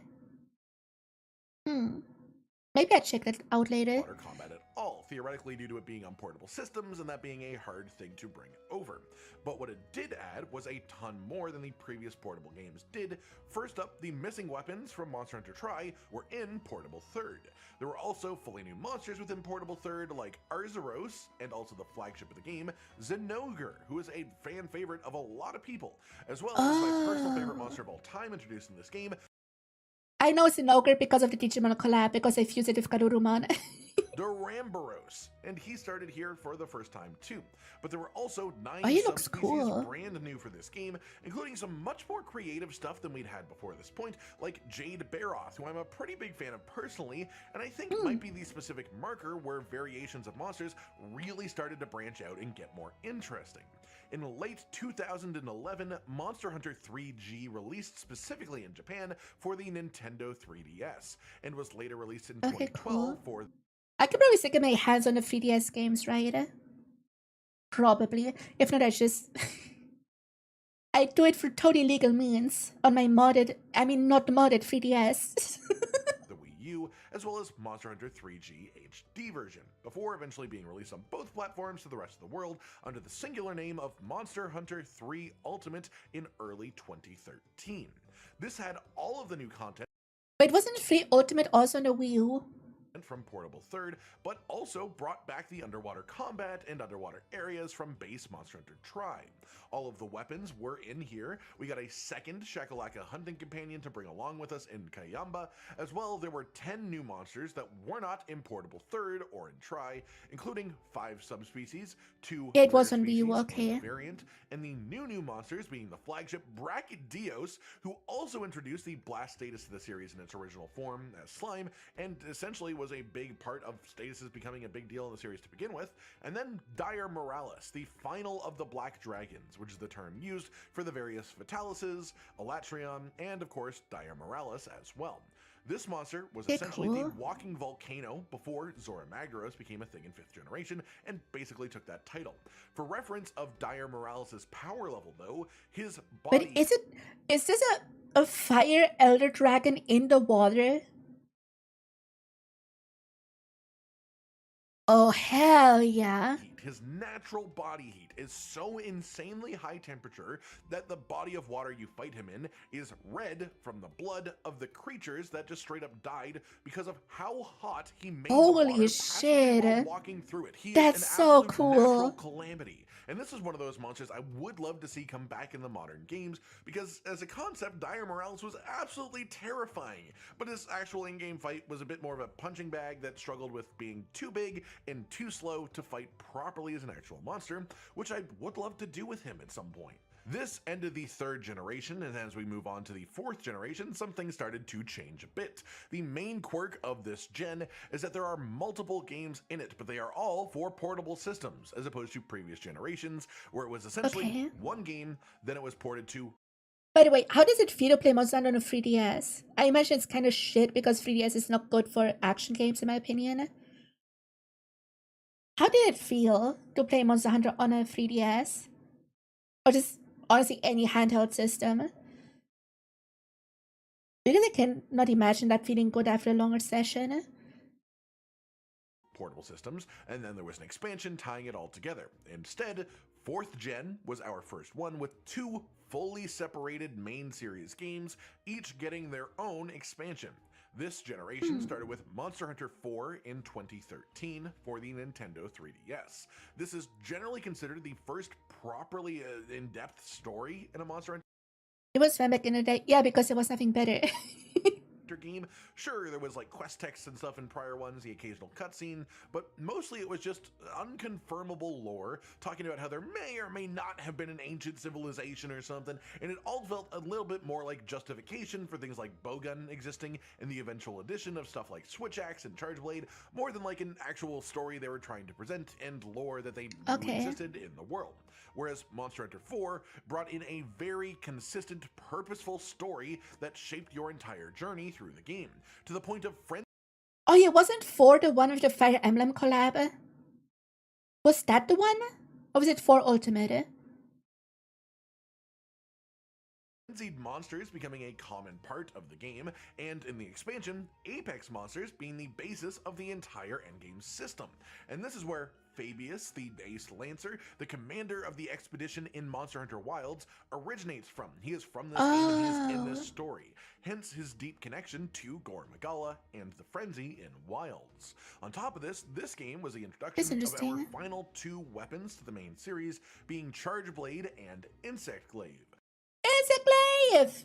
Let's go! Big claiming! Both of these were a very sort of shallow version of what they eventually became in the games that have come out since. But they were also both very fun in this first version nonetheless, as someone who has tried both.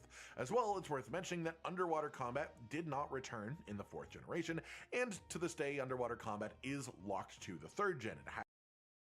Yeah, if only the Gygris came back in Wilds, right guys? Not come back.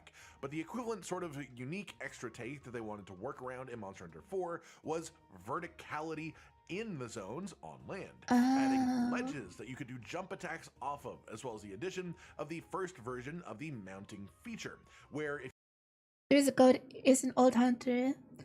It knows how to do always. Yeah. you stacked up enough aerial damage, you would get on top of the monster and basically grapple with it, and then either hold on to protect yourself when the monster was thrashing, or stab it with a little knife when it was safe, in order to end it with a free knockdown. This was also a core part of Insect Glaive as one of the new weapons, as well it didn't have its full bouncy aerial moveset that it has now. It was the only weapon with an on-demand aerial attack that didn't require a ledge, to essentially just force loads more mounts per hunt than any other weapon could achieve. Overall, this mounting mechanic, along with the idea of more verticality in zones, ended up becoming a staple in the series moving forwards for all future games, though generally there have been some pretty varied takes on it over the years too, like Wyvern riding in Rise and Sunbreak, which is a completely just out of left field change to mounting, but of course we've gone back to a more standard mount for Wilds.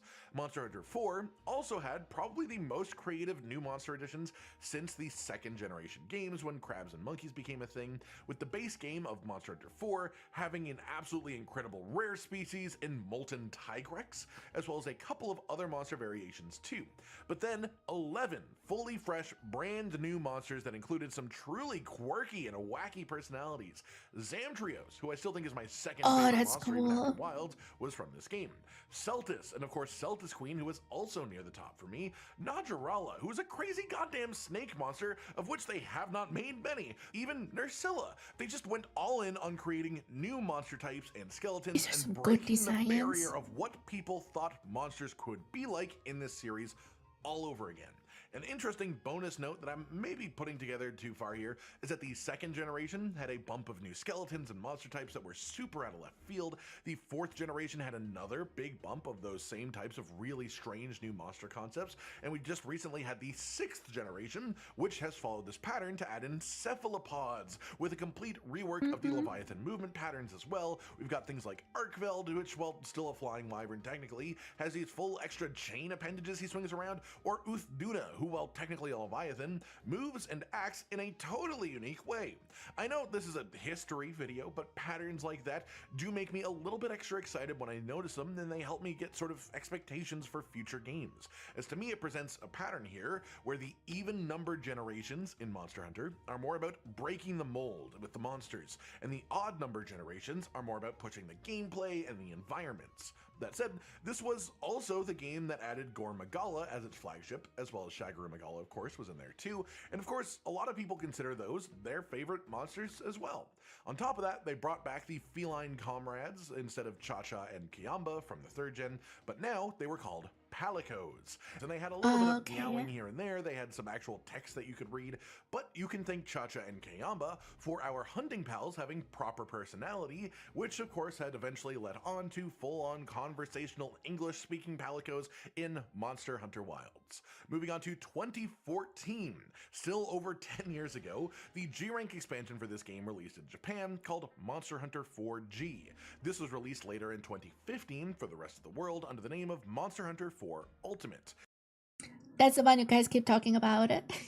It's worth noting that this means the entire base game of Monster Hunter 4 was actually never available in the West, so that should be a sign of how niche the series still was over here, even as recently as 10 years ago. That said, this expansion added quite a lot as well, with the Everwoods were a concept in the base game, which was a map with essentially just changing biomes all linked together zone by zone for crazy monster variety potential, which of course became a very direct inspiration for the Guiding Lands endgame in Iceborne. But what Monster Hunter 4U specifically added in here was expeditions. These allowed you to visit the Everwood without any information of which zones you'd be going to or which monsters would spawn there, and while this was a relatively simplistic version, the concept of expeditions would become a very standard addition to the series in the future. As well, this added the idea of apex monsters, which were uber powerful monster variations unique to this game, mostly built for additional endgame difficulty and reward for players who were able to overcome them. And this was essentially the first proper endgame mechanic in the series that wasn't just hunting for the sake of build creation and random decoration drops, and the precursor to what has essentially been a system within every game since then. As well, this game did of course have a pile of new monsters, and this included 10 variations of monsters from the base game, including 2 full-on variants, as well as Seregios, who is an extremely well-made— Dude, Sergio, I love Sergio in Wild so much. It's absolute peak, one of my favorite monsters. Design-wise, not to hunt. I fucking hate to hunt Seregios. and creative fan favorite flagship, and then also of course 𝘠𝘕𝘠, who is essentially the final boss of the game, where a lot of the story builds towards protecting— I love Gog! Because I got to experience him in Wilds. Hell yeah. Dude, Gog is so much fun. And once recency bias wears off, it's probably still gonna be my favorite hunt. the city from his eventual ascent. You should see, he has an apex form. Can you post it on Discord real quick in the Monster Hunter chat, please? I need to see it. I need to absolutely see that. Overall, where the 3rd generation had a heavy focus on its unique mechanic that hasn't since returned in underwater combat, 4th generation, at least 4 and 4 Ultimate, had a heavy focus on adding to the base of what the series already was, building the foundation up to give more for future games to work with. That said, there was another game in the 4th generation of Monster Hunter, and here's where the release order is starting to get a little bit odd. In 2015 for Japan, 2016 for the rest of the world, we had Monster Hunter Generations Release, also known as Monster Hunter X or Monster Hunter Cross in Japan. This is the closest thing to a spin-off game that is still technically a main series Monster Hunter game. Wait, Generations is a spin-off? Why? The main goal of this game was to put as many returning monsters in as possible, to try and essentially update some monsters that hadn't been around since the first game, up to the 4th generation gameplay mechanics and standards.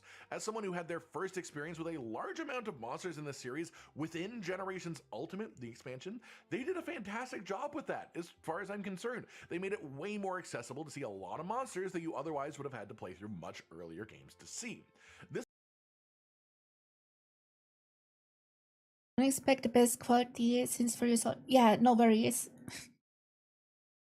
This game was essentially all about celebrating Monster Hunter's past, but that didn't stop it from innovating to a relatively crazy degree too, and doing some really strange things. This game added hunting styles as well as hunter arts. There were 4 hunting styles to begin with: Guild, which was essentially standard; Striker, which generally had a reduced moveset compared to normal weapons, but could use more hunter arts than the other styles; Aerial style, which essentially gave every weapon an aerial combo option similar to Insect Glaive, so you didn't need ledges to go into the air; and then Adept style, which was based around iframe evading attacks, and then being able to combo that, if successful, into special moves.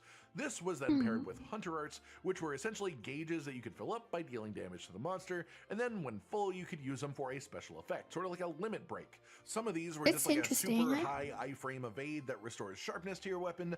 Others are like a parry or counter attack on a weapon that wouldn't normally have access to those, and some are just really high damage attacks that you can bust out on a downed monster. Overall, this added a ridiculous amount of variety to hunting, but it also made it feel very sort of arcade-like. I don't mean that term in a negative way, but it felt very notably different from every prior Monster Hunter game, and while this game was definitely the furthest it has pushed in that direction, different aspects of the hunting styles and hunter arts, specific attacks or animations, have been brought back time and time again to be reintroduced as part of weapon movesets in games that released after this point. As for the new monsters this time around, we had quite a lot of pretty unique new creatures, including 4 full flagships sharing the title for this game: Astalos, Gammoth, Glavenus, and Mizitsune. There were also 12 Deviants, which was a new alternate monster type exclusive to Generations and its expansion, the first sort of new iteration on what Apex monsters were in 4 Ultimate. These were meant to give us super over-the-top versions of monsters that we already knew and loved, and quite a lot of them are remembered very fondly. Outside of those, there was also some extremely adventurous new additions like Malfestio, who is a totally unique monster within the series who's not really like anything else, especially with this Confusion status debuff that literally makes your controls go backwards. And then of course, Nakarkos, who had a really fun first story that only showed as sort of tentacle guys, acting as if they were its head and it had multiple, before of course the full reveal in high rank. That looks which is sick. a really fun sort of story beat in a game that was definitely not so much made with the story as a main component. Oh, and of course, it can't go without mentioning, this game also added in Prowler mode as a way to play the game, which for all intents and purposes just let you play as a Palico. They have their own moveset, their own unique way of judging health and healing based around acorns, and you can customize them to focus on various playstyles within it too. Essentially, this was just a 15th weapon type for the series in the form of playing as your cat, and this has not yet returned in future Monster Hunter games, as sad as that is. That is hilarious. That needs to come back. 2017, the expansion for this game released in Japan under the name of XX or Double Cross, but didn't come out for the rest of the world until August of 2018 as Monster Hunter Generations Ultimate.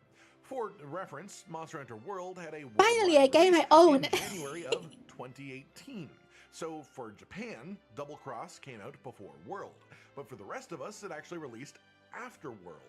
As well, while there was a version of this game for the 3DS, this expansion mainly released as a standalone title on the Nintendo Switch. That said, it's worth noting, as a result of this timing, I'm about to talk about these things as if they were added before World released, but for a lot of us, at least in the West, myself included, these things weren't experienced until after Monster Hunter World. So with that in mind, this expansion added 2 more hunting styles to each weapon to build onto the base game mechanics. These were Valor style, which made your sheath longer, but also able to absorb damage from incoming attacks, or instead launch off special attacks from the sheathing stance. As a cost, this style got less hunter arts able to be used than the others. Then there was also Alchemy style, and this one was pretty crazy, mostly based around the Alchemy barrel. As you fight, an alchemy meter will fill, and then you can use the barrel to create different items using this meter charge, including things like healing or buffs, earplugs, or you can even generate like a cannon shot from the barrel, which is pretty neat too, honestly. As well, they even added more hunter arts compared to the base game too, and on top of this, the game added in a bunch of new monsters. 6 new deviants to add to the sort of endgame loop from the base game, including Bloodbath Diablos as a sort of unofficial poster boy of the deviants among them. But then there was also the additions of both Valstrax, who is an absolute fan favorite monster, basically a jet in monster form with incredibly unique I've seen a animations friend as hunt well. that one. And then of course 𝘠𝘴𝘦, the final boss Valstrax of this is game, so cool. the beautiful golden mantis who uses her incredibly strong webbing to throw pieces of metal around at you as a weapon, or build an entirely, essentially, mech out of scrap metal. What? This creativity in this game with the monster designs was crazy. What do you mean builds a mech? You can't just say that and not show it. What? Huh? And as such, it's easy to see why a lot of this stuff hasn't returned since, but it also makes He just doesn't show it well. Fuck such you. a trove of unique Monster Hunter experiences, Bro, especially for someone who has never what? played a game prior to the 5th generation. On which note, let's move on to the start of the modern era. In January of 2018, Monster Hunter World released simultaneously worldwide for the first time in series history. This game aimed to completely reinvent the Gimmick some of Battle Machine Definitive. What? That's so cool. wheel, essentially, when it came to Monster Hunter. Of course, a lot of the same design philosophies were at play, but the graphic style changed immensely, and the biggest goal of this new game was to try and play up the immersion factor as much as physically possible, to ground the game in an almost realistic feeling, and to make the game world feel alive. One of the biggest features of this transition was, well, a removal of transitions, between zones specifically. In Monster Hunter World, for the first time, we had full entire maps that you could walk through on foot without a single loading screen between any of the areas. They added in endemic life that you could even capture with a net, and then... Wait, endemic life didn't exist until World? Damn. I thought it was a thing they would have put in earlier because they always had to focus on making everything seem grounded. Display in your bedroom, Aw. and the maps were larger, more open areas connected by pathways, and for the first time ever, there was a sort of realistic verticality to it all too. Of course, Monster Hunter 4 introduced a little bit of verticality with things like ledges that you could jump off of, even in the middle of a zone where you'd fight the monsters, but for the most part, Okay, even cool. those zones were just big, flat, open circles with a ledge on one side of it that was... Yeah, this looks like the Monster Hunter I know. But Monster Hunter World had full-on like steep slopes that you could actually slide down, and added sliding attacks for each of the weapons. A lot of the verticality felt more natural. There were vines that you could swing off of, and you could attack from these too. There were environmental traps that were baked into the map for you to trigger yourself. And probably most importantly, the monsters would actively interact with each other for the first time properly. Great Jagras would eat Aptonoth while you were hunting it. Turf Wars were brought into the game as a way for large monsters to have actual sort of power scaling. Yeah, and you that's the could Monster watch Hunter what I you were know, hunting. yeah. And while hunting styles and With hunter all art that didn't take from stuff. generations over to Monster Hunter World, they did increase the movesets of all of the existing weapons, expanding them to try and make them all feel slightly flashier like Generations, but still approachable and still at least somewhat realistic.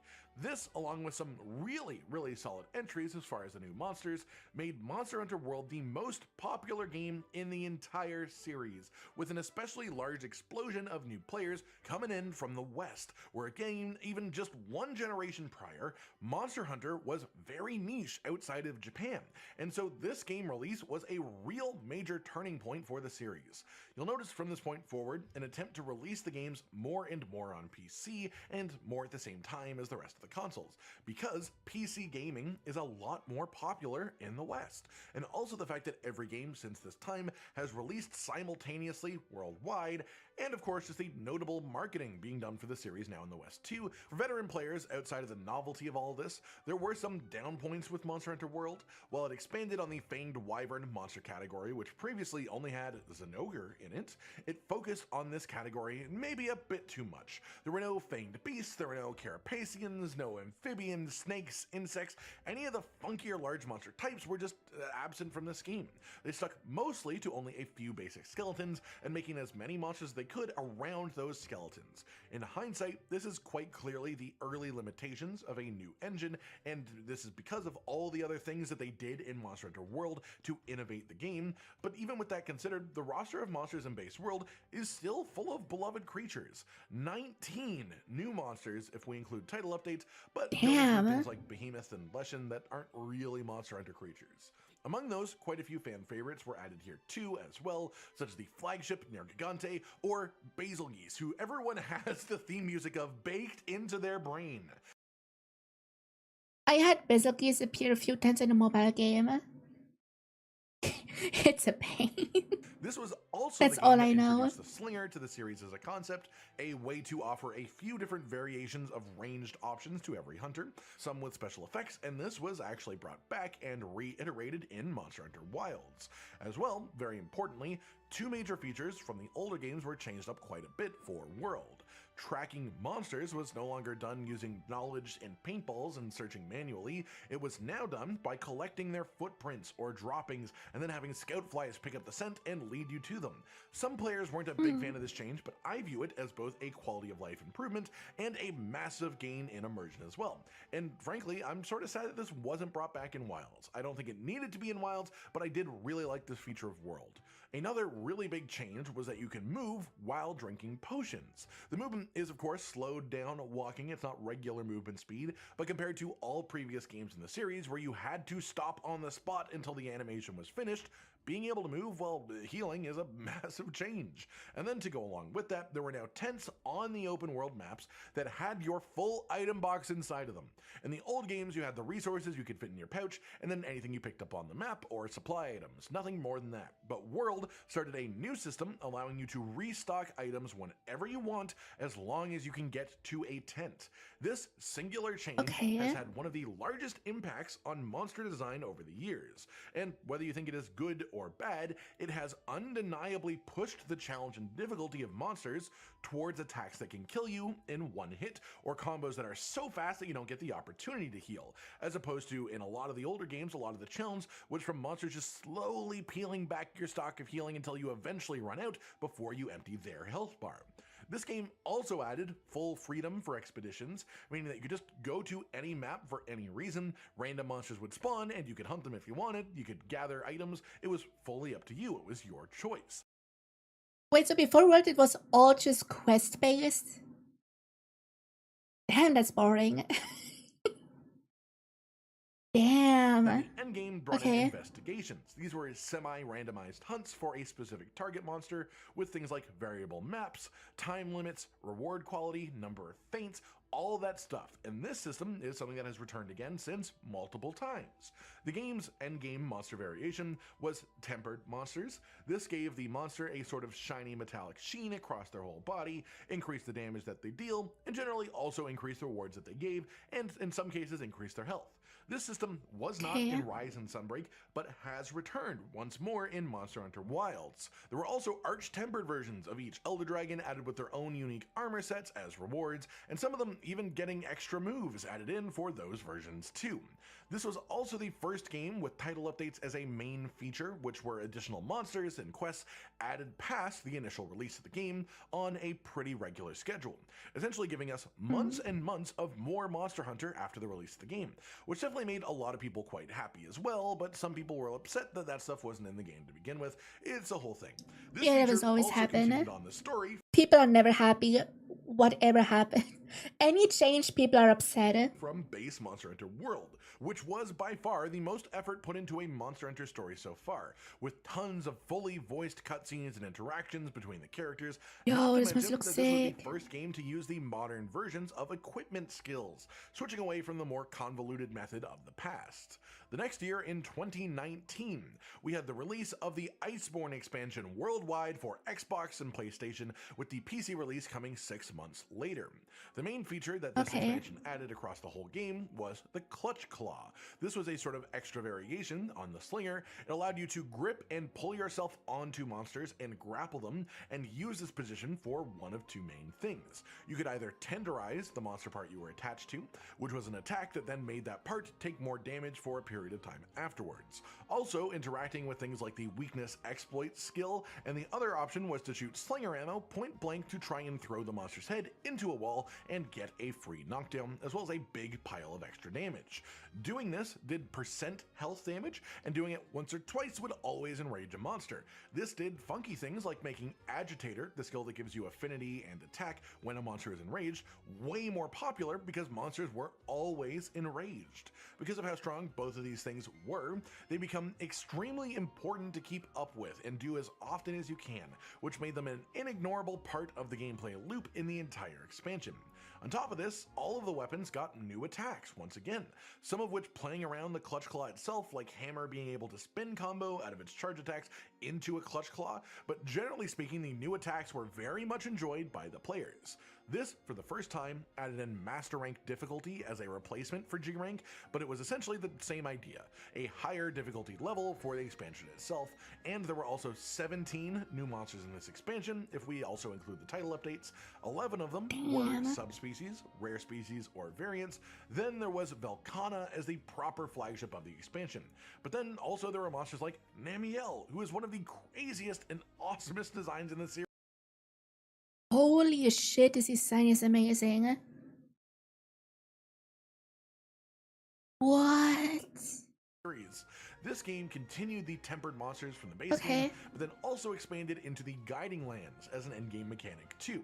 A new map with multiple different biomes attached to each other, with randomized monster spawns all connected. Oh, there's the return of the random mechanic. Okay, cool. That sounds a bit like the 𝘓𝘓wood from the 4th generation. Yeah. I described it that way on purpose because the guiding lands is essentially an evolution of the 𝘓𝘓woods. This was a really cool concept, a way to have nearly every monster in the game able to interact with each other if they spawned at the right time by having these really mixed cool. biomes on the same map. It added a ton of fun replayability to the endgame that was extremely unique to Iceborne itself too, and while it was pretty janky at first launch, the devs released patch after patch changing the way the guiding lands worked to make it better and better for the player. And a little remembered fact is that Iceborne had a mechanic where you could mount small monsters and have them bring you to things or places of interest, which clearly was the original inspiration for Palamutes in Rise and Sunbreak, and eventually for the Sacred in Wilds as well. This trend of title updates continued for this expansion as well, and it of course culminated in the fantastic rework of Fatalis, a monster all the way from the very first game of the series, but remade with so much passion and effort and detail that he felt like he may as well be a new creature as a result, and some players are still trying to beat him for the first time, which is really impressive. In 2021, we then had our most... Dude, when I stream World at some point, I'm gonna have to do a Fatalis. Oh god, I've seen gameplay of World Fatalis, and I'm not looking forward to that. Like, oh my god, that fight looks crazy. Recent full game of the series released before Wilds, which was Monster Hunter Rise. This is the portable game of the 5th generation, the Monster Hunter generation's equivalent, and it had a bunch of new experimental features that completely changed the way that this game felt compared to Monster Hunter World. There was, of course, the Palamute, a second hunting pal to go along with the Palico, except this one was a dog that you could ride around on as a mount. To go along with this, every map in Rise was made with the idea that if you could see it, you could go there, which I think was a really cool part of this game. You could run just straight up walls that were flat walls if you had the amount of stamina required to reach the top. You could climb to the top of any cliff that you could see. It was essentially an exaggeration, a caricature of the map freedom that we were introduced Could have been another Black Dragon first before I can challenge the Vital. Bro. to in Monster Hunter World.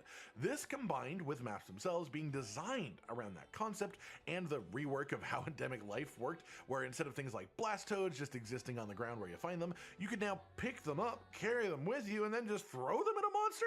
That was sort of crazy. Then there was also the Spirit Bird mechanic with all the floating, glowing birds along common pathways in the map, each one giving you some stat upgrades when you go through them that only last for the rest of the quest. That combined with the weapon mechanics we'll get into in a moment just made the game feel extremely arcade-like, and I don't mean that in a bad way at all. The pace was super quick, immersion was a secondary thought this time around, but quality of life was extremely high in this version of Monster Hunter, and it was clearly designed with fun, fast fun, as a singular main goal. As for weapon changes, we had the introduction of switch skills, which was essentially fully revamped hunting styles from Generations and... Didn't Rise have a troubled development because of the pandemic? Wasn't that a thing that they had to finish up the story with title updates? I mean, it was Rise, right? I heard about that. Generations Ultimate, where instead of picking from preset movesets, you instead could change individual parts of your moveset, customizing it to be whatever felt right to you and whatever you liked most in that moment. This fit alongside the wire bug system, which was also like a revamped version of Hunter Arts, where instead of the gauge building up while you hunt, it is instead a set number of wire bugs you have as a resource, and when you spend them, they regenerate on a timer.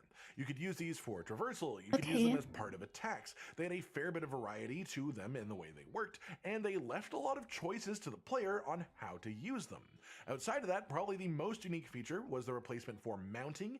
In Monster Hunter World, we got was essentially a more expanded and immersive version of the same mounting concept from 4th generation, but in Monster Hunter Rise, this was replaced completely with wyvern riding, where you essentially use wire bugs to control monsters. You mount them and ride them around, controlling their actions, making them do attacks against other monsters. And this led to people literally using monsters as weapons. Rather than mounting your intended target, that is you would so instead cool. mount a different monster and then go attack the target with them.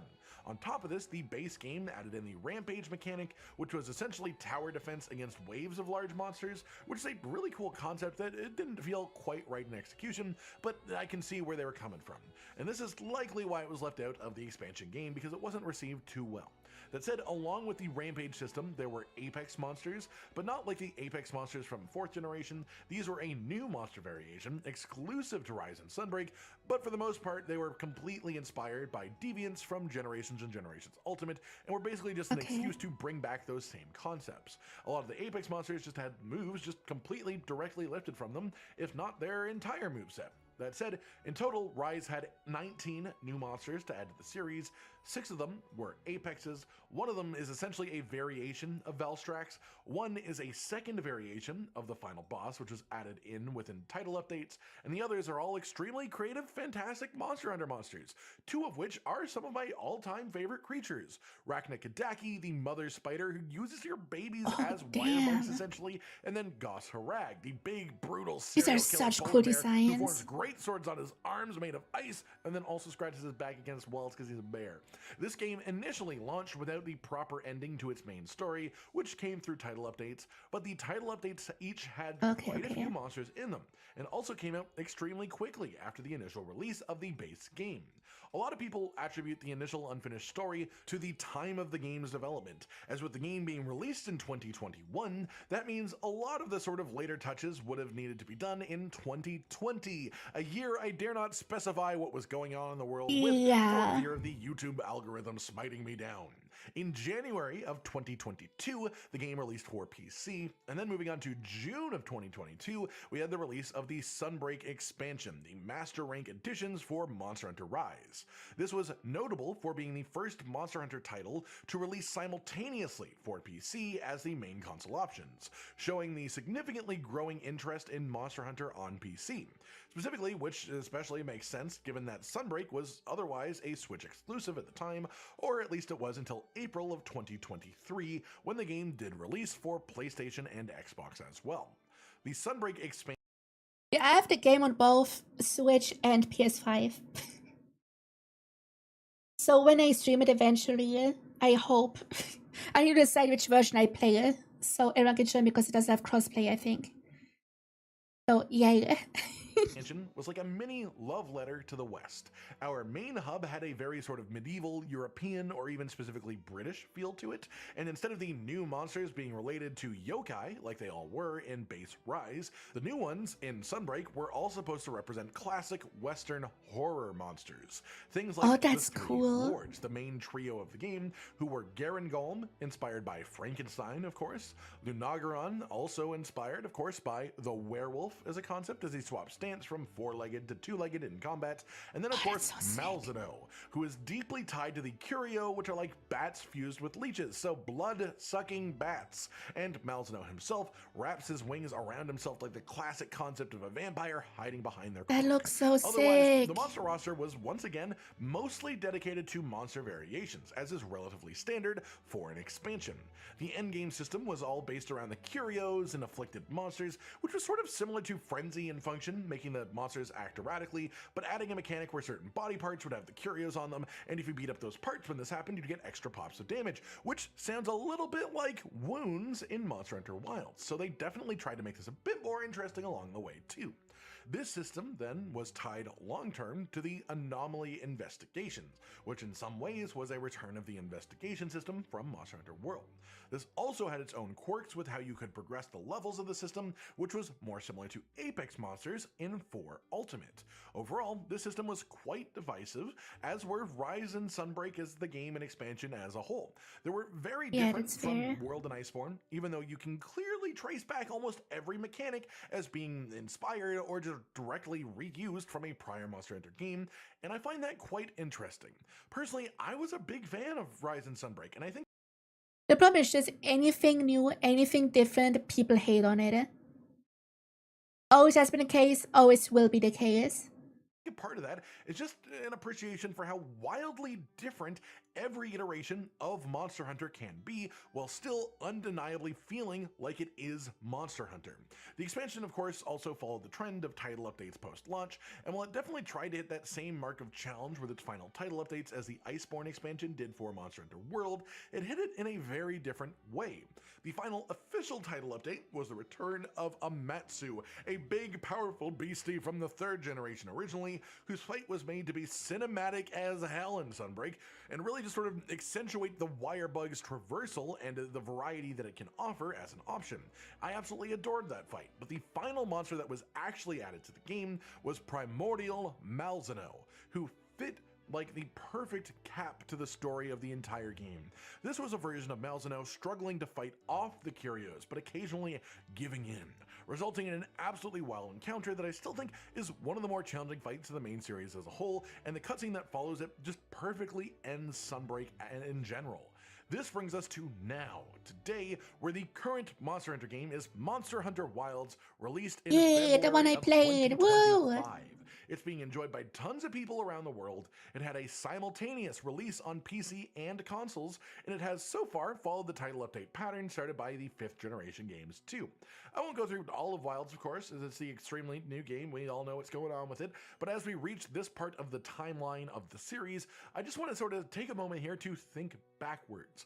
Think about Wilds and everything involved in it that makes it unique and makes it special, and then think about all of the connections between those to mechanics that were in some way tested or tried or introduced previously in a different Monster Hunter game and iterated on again and again to reach what we have today.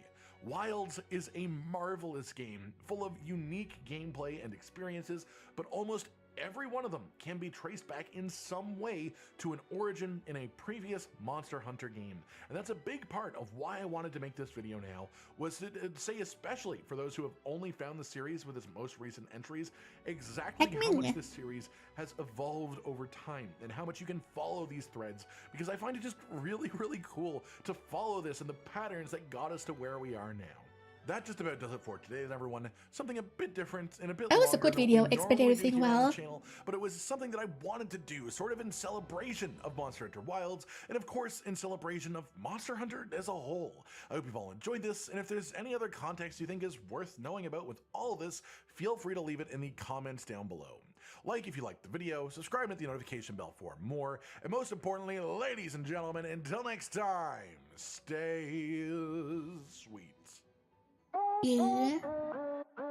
Josh, Cotton, and Hollow with the videos, dropping the humor like a hammer on your tippy toes, bringing entertainment on a daily arrangement to take our insanity and turn it into entertainment. Yes, I said entertainment twice, to reiterate that it is nice to look into your faces on a mostly daily basis when you let us in your homes to make the whole world a stage. That was a good video. I know I didn't say a lot because I was just taking in information. But yeah, I know more about Monster Hunter now. About the history.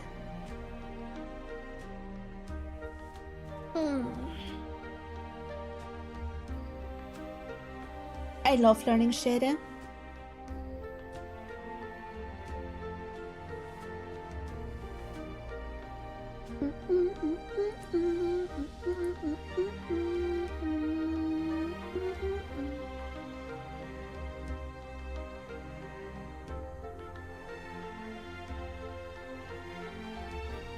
It was via God of a group, yeah. Like I mostly just looked at like the news thing for Monster Hunter, but I started watching a lot of Pro and Noob recently, and that's just fun.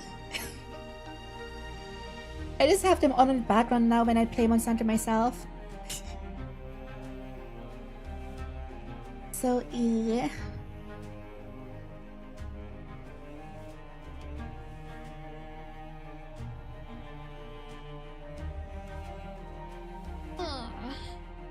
Stretch.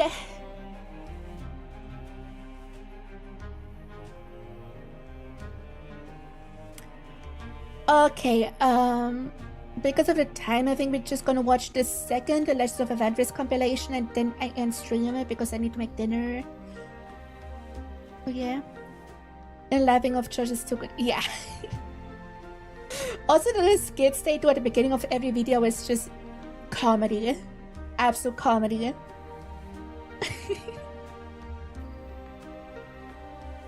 But yeah, let's watch the next video.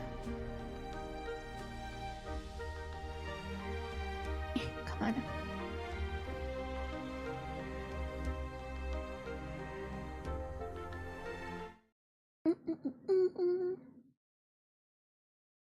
Second Legends of Evandris compilation. This time it's Once Upon a Witchlight, their main campaign, I guess, which I have listened to most of it. I haven't checked out the last few episodes. Of the last year, I mean like the last 5 or 6, because I wasn't feeling like it. But absolute comedy and great background noise. But this is over 40 minutes of clips of pure comedy gold. So get ready to fucking laugh. Let's go. I have a confession to make. I don't think I understand the rules of poker. No, based on my observations, you absolutely do not understand the game of poker. You also need a poker face. When you look and you go, hoo-hoo, it doesn't work. Don't let these guys gamble with our money. I was up by quite a bit, card counting, until that drink from Pierre. I refuse to believe it was that free drink. I've never had a free drink treat me wrong. Gricko ate his cigar. I'm just kidding. Oh, this paper. Oh. You did throw up after you ate the cigar, didn't you, Gricko? My understanding is that if you soak tobacco in water, it creates arsenic, so you're probably going to die if you haven't thrown up. Oh, man! Oh, you're back! I'm gonna go around and puke up a bunch of us. What's the wrong with that? You rolled to die. Someone's at the door! Bro, you sure this is the fucking guy? Welcome to Patrick Rossoff's Warlow dog killed. Okay, it sounds like him. The name's 𝘕𝘴𝘦. You don't remember me? Never heard it a day in my life. Remember when you were a regular Krusty Dicks? I was a cook back in the day. I've never eaten Krusty Dicks a day in my life. No, you definitely got crabs and Krusty Dicks. Chad, will you go eat a Krusty Dicks? I don't even like crab. Then, you know what? You probably have early onset dementia. Look how young and spry you are. Ah, yes, early onset. My pie is burning. Probably on account of the crabs from Krusty Dicks. Grego, I think it's time for you to start facing your own mortality. Does your green child need a booster seat? Oh, I love this one. As the green child with the very large dog. No. This is actually a goblin. It's an adult man. This is an adult man that you're looking at. You're looking at an adult man goblin. Oh, I'll be damned! I'm actually the oldest of the group. Oh, I was wondering why your voice was so low compared to most children. Anyway, my question still stands. Do you need a booster seat? I have a coloring page and some crowns if you want to color. I won't say no to that. All right. Oh, word jumble. Oh, Chair, floor, mouse, cat. Oh, the diagonal's tricky. You'll get that one soon. You always do this first thing. Rusty's such a dick. Oh, it's me, Gricko. Hello, fellow goblin. Me, Gricko. Oh, my name is Gricko. Identity theft is not a joke. This is real DMing, folks, or you forget what voice you were going to do for your NPC within the first 10 minutes of the session. Perhaps you never left the carnival, and this is the real original Grego, and you were cloned and sent out into the world.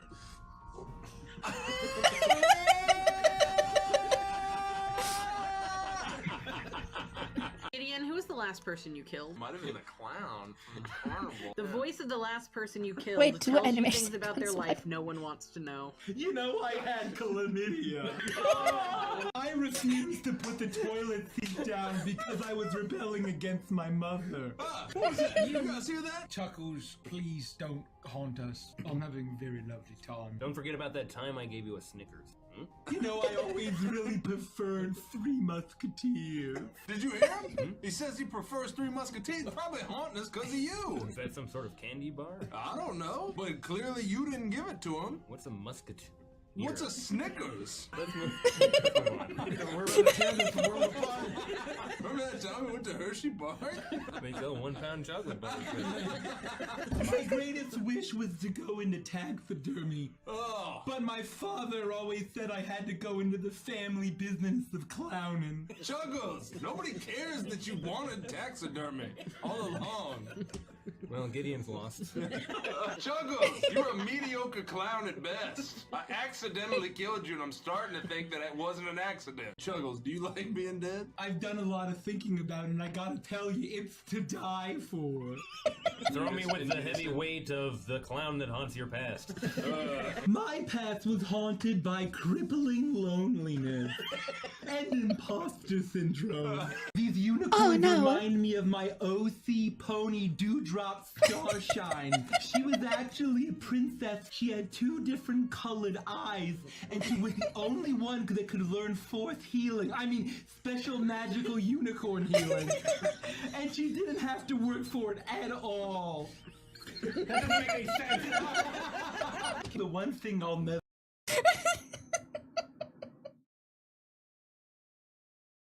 Oh my god, Chuckles. Sorry, I'm crying again. Never forget is the sound of their scream.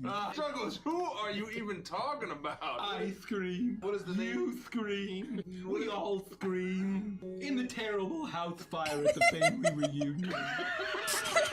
I mean, just hold on. Chuckles is telling one of his dark backstories again. He always seems to be doing that. Oh, how many origins can one clown have? Until you punch a guy, you really never know what he's gone through. Yeah, you know, if I'd known that he'd haunt me all my days just because I punched him in the body and killed him, I probably still would have done it. Frankly, not that grave a transgression, if we're going to be honest. I mean, I didn't mean to do it. It was intentional, right? Yeah, I mean, you did mean to feed him to the pigs, the farm.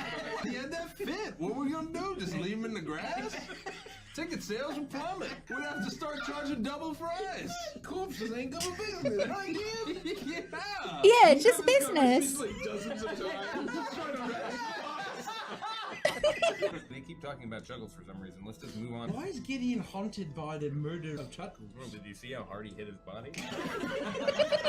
I didn't hit him that hard. Oh, you hit him right here. That's the kidney. Yeah, well, I'm not a surgeon. I was reminded when you punched Chuckles so hard that he laughed until he died. He fell prone, didn't he? Well, what's the definition of prone? Prone means like horizontal. Oh, yeah. He was prone. You broke every rib I had. God, you were strong then. They never tell you how they shit themselves. They don't put those in the song. Gosh, I wish there was wine in hell. You know I never forgave you, Gideon. Well, you know what, Chuggles? I never asked for it, okay? My mom always says she wishes she'd had a daughter. How often does she say that? Every morning when I get up. Can you get away from this president? Duncan, how many sauces do you have? We don't need sauces. I mean, it's a little dry. All right, sauces. What do you got? We've got a chili pepper sauce. Okay. We have a buttermilk ranch. Okay. Oh, do that. We have a mango compote. Okay. We have a mild, medium, and hot. Okay. We got yellow mustard. Okay. Dijon Okay. mustard. Okay. Hot Okay. mustard. Okay. Cajun Okay. mustard. Okay. Oh, you want to know the rest of them? We have a soy sauce. Okay. Okay. A berry sauce. Okay. Raspberry jam. Okay.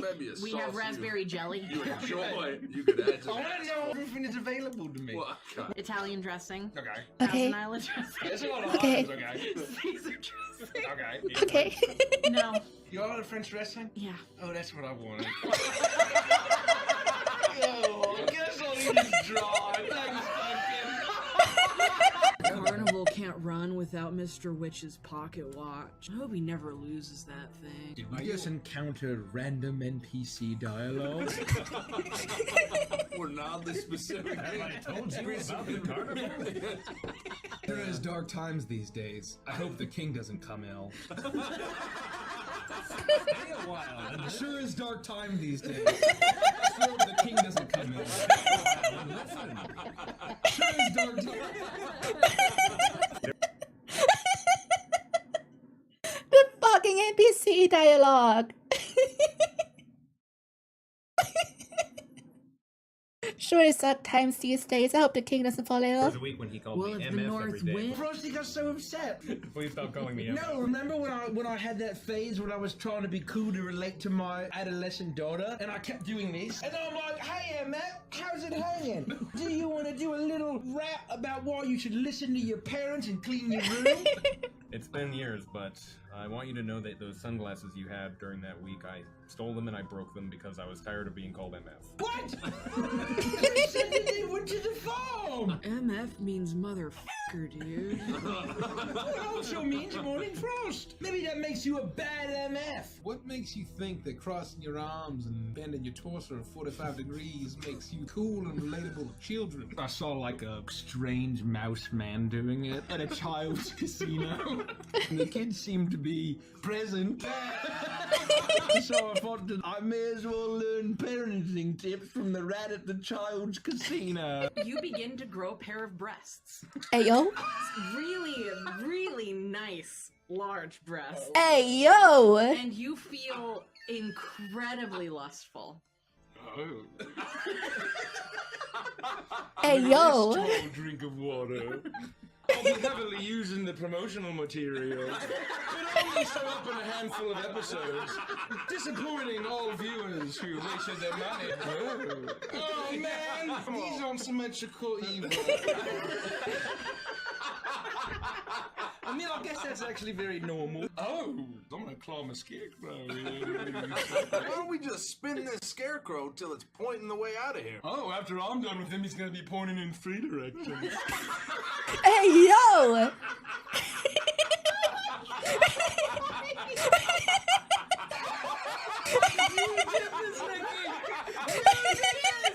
If we murdered this Kenku, we wouldn't go to carnival.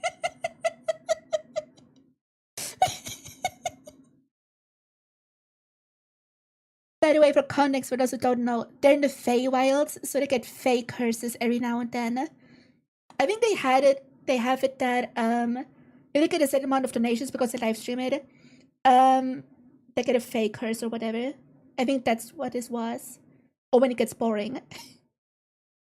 That's when random shit happens, like growing titties. Full jail? Oh, we would be sad. No, the mood of the carnival would be ruined. What about justified killings of terrorists, politically motivated or otherwise? That's a good point. That's a good point. They might be causing this shit. Everyone would celebrate if we killed a terrorist. Yeah, if he'd be an enemy combatant, that's a whole other thing.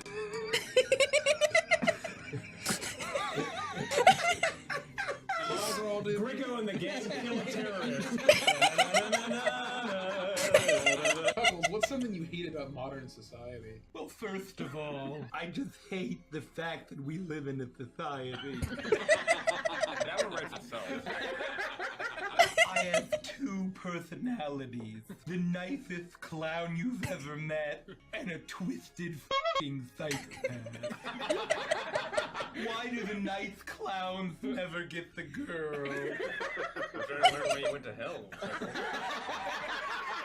Love for Juggles Oh my to God. read excerpts from 50 Shades. Yes, I dare you. Find some. Oh my god, I remember this. Not from the short, but from actually watching the campaign. Oh my god, this is so good. Thing you read it. Just do it. Just do it. You want to do it? Just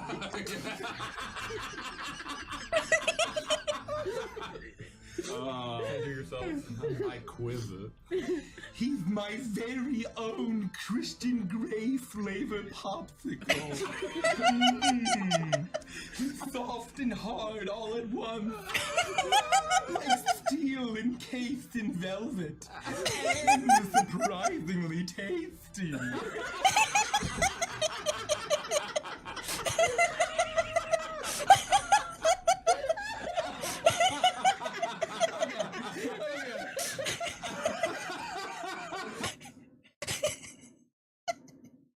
I'm hurting.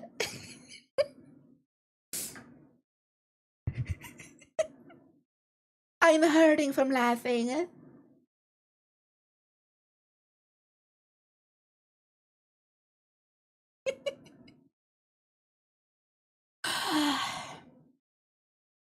I need a moment to breathe. Oh my god. I need to breathe. Oh my god, I hurt.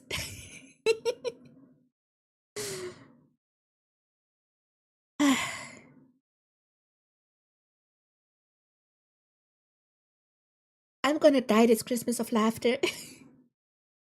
Is that 50 Chuckles of Grey or 50 Shades of Chuckles? It was a combo tuna meatball sub. That's my favorite! Oh, I knew Jerry wouldn't forget. They call that the Goblin Surf and Turf. Who calls it that? My uncle. He was always kind of weird. Was your uncle named Jerry too? No, his name was Globo. Growing up with a name like Glorbo would turn anyone strange. That was a very actually common goblin name. The meatballs are definitely not meat. It's a soy-based alternative meatball. Yeah. Oh. Yeah, ew. Oh, yeah. They're called impossibles. Oh, I'm glad you're expanding options. I'll support their life choices. Oh.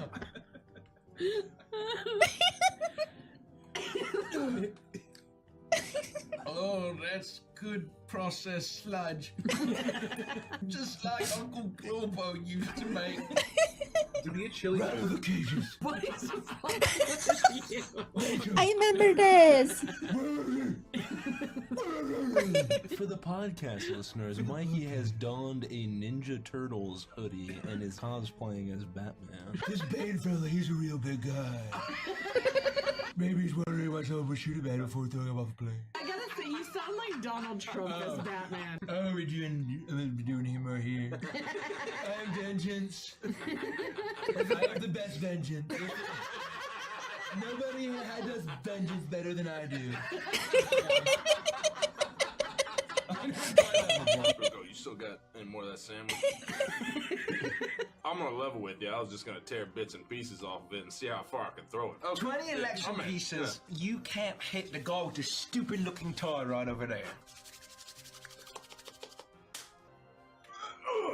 You take one of these impossibles, you throw it. What was it that you advised him try and hit? That guy with the stupid looking tie. Yeah, the guy with the stupid looking tie. But it's not a tie, it's a bow tie. And as he turns around, you see the big round ball on his nose as he honks it, and his tie squirts water at the children in front of him as they clap. This impossible smacks him in the face. He goes to say something, but his eyes roll back in his head and he falls over dead. Can you please move the happiness tracker down one as the children watch the death of a clown? You stop joking around, Klutzy. You still make it. Let's get you some fresh. Oh, funny Torbeck. I love Torbeck so much. He is so silly. My underpants were like shredded wheat. Oh, here's your hat. Premi's hat.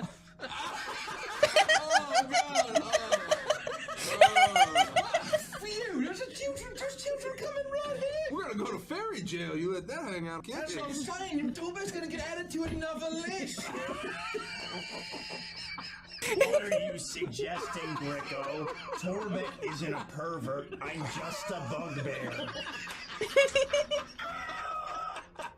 I'm pausing this. Hold on, one second. Andy pitches this character to me, and he says, I decided to play a sad character so that things wouldn't go off the rails. Torbeck's pretty sad. I thought I was laying that on for you. The only thing that looks like it's going to fit you is a Playboy bunny outfit with very large ears. Ayo. Guys. Fishnet tights, little cuffs. The hair is just pouring out of the You like can't even see it. Well, Gideon, will you please tighten my bra? Yeah, oh wow, that's really jammed straight up your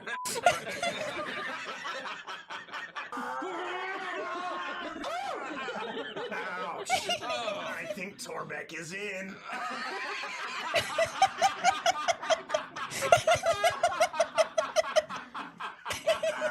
You win a wooden wand with 8.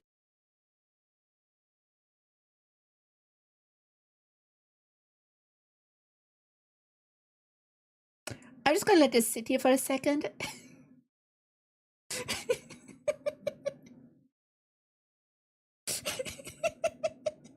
Charges. Oh, Gideon, Torbeck has seen that wand before. Clementine owns one.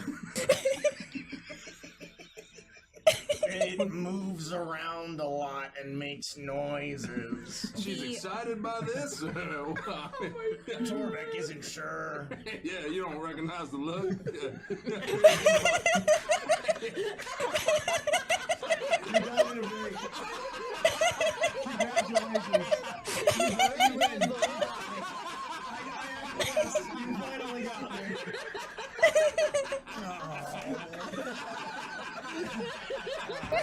Gideon really is better than Tom.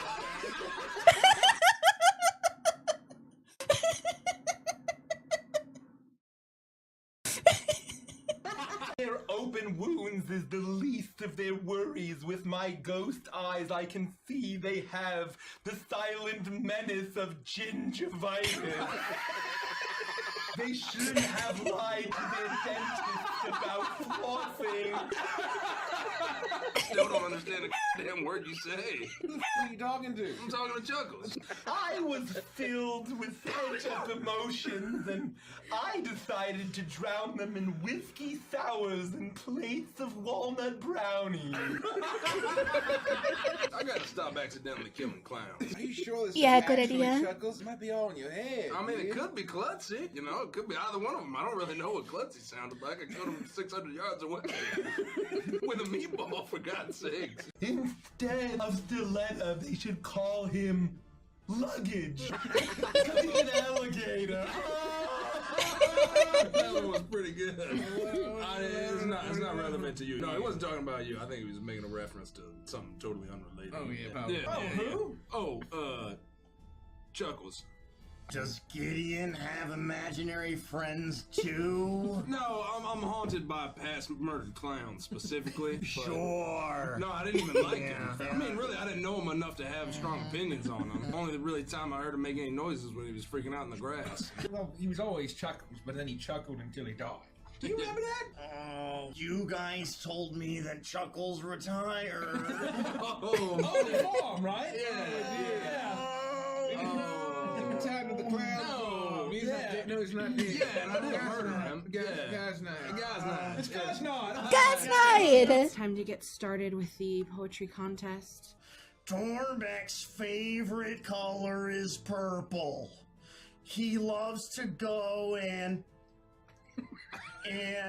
Beautiful poem. oh, That's not a poem. I guess I'll show 'em how it's done. It's so much fun. Just make up lies and win a prize. Torbeck has changed his favorite color to orange. Torbeck, what? Oh, not again! This is getting sad. I'm feeling bad. It's slightly charming. I find that alarming. Torbeck dreams that he is the spirit of a wolf. Golf. Nothing rhymes with wolf. I must produce an heir. What the hell? I need to fuck a troll. Rico, you've been acting very strange all guys' night. Rico, I must save the realm. You're Greco. He doesn't even know his name anymore. My name is King 𝘕𝘕𝘠𝘕. The decade-long war we've had with the trolls has almost destroyed this kingdom. What the hell are And you so talking about? I must marry a troll to unite our houses and finally bring peace to this war-torn kingdom. That will make things difficult. The language of the trolls sounds like horrid screeching to me. So my wife will surely be someone who I cannot stand. But I must fuck her all the same. For what it's worth, Clementine can't stand Torbeck, so that's probably the norm for relationships. And I don't want to just fucking troll and say goodbye. I am not the kind of ruler who would kill it or quit it. Yeah, no, of course. Why? Why not just go and leave? No, I must have a long-term serious relationship, and we'll have to spend time together, quality time, and by that I mean sitting on the couch and ignoring each other while we watch Netflix. That's the only hobby we have in common. That's very mature. Like a real relationship is the only way I can save the realm. That sounds like a fucking living hell. Have you ever met a troll, Greco? I've known a lot of trolls. Have you seen?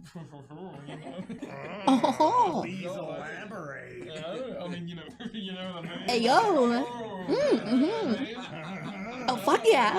Looked at the about me, I was like thicker than that. Torbeck is interesting. You are going to be on breakneck, and your color's red. Which is going to pass you up. Torbeck gets a bad feeling about this. Okay, Breakneck. I'm Nobody sorry cheers. you drew me. You see people kind of looking and going, oh. Torbeck leans down into Breakneck's ear and says, "Please, Snail. Torbeck has never asked you for anything. Go as fast as your snail body will go." Okay, Breakneck, it's time to silence the haters with a cool move that Torbeck learned from the children. Hell yeah. Oh no, Torbeck got a natural one. Gideon, the voice of the last person you killed tells you things about their life no one wants to know. Derek, can you be klutzy for me?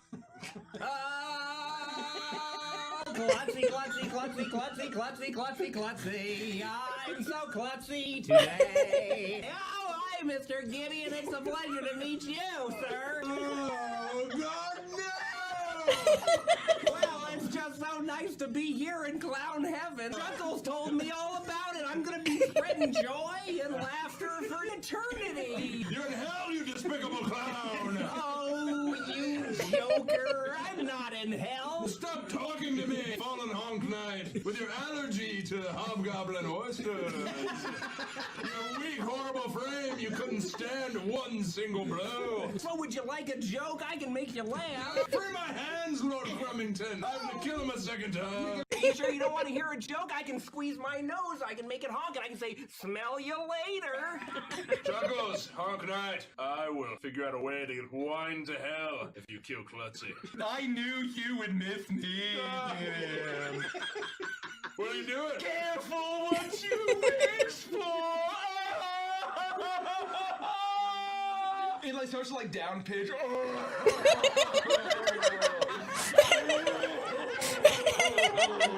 Chuckles, you're so silly.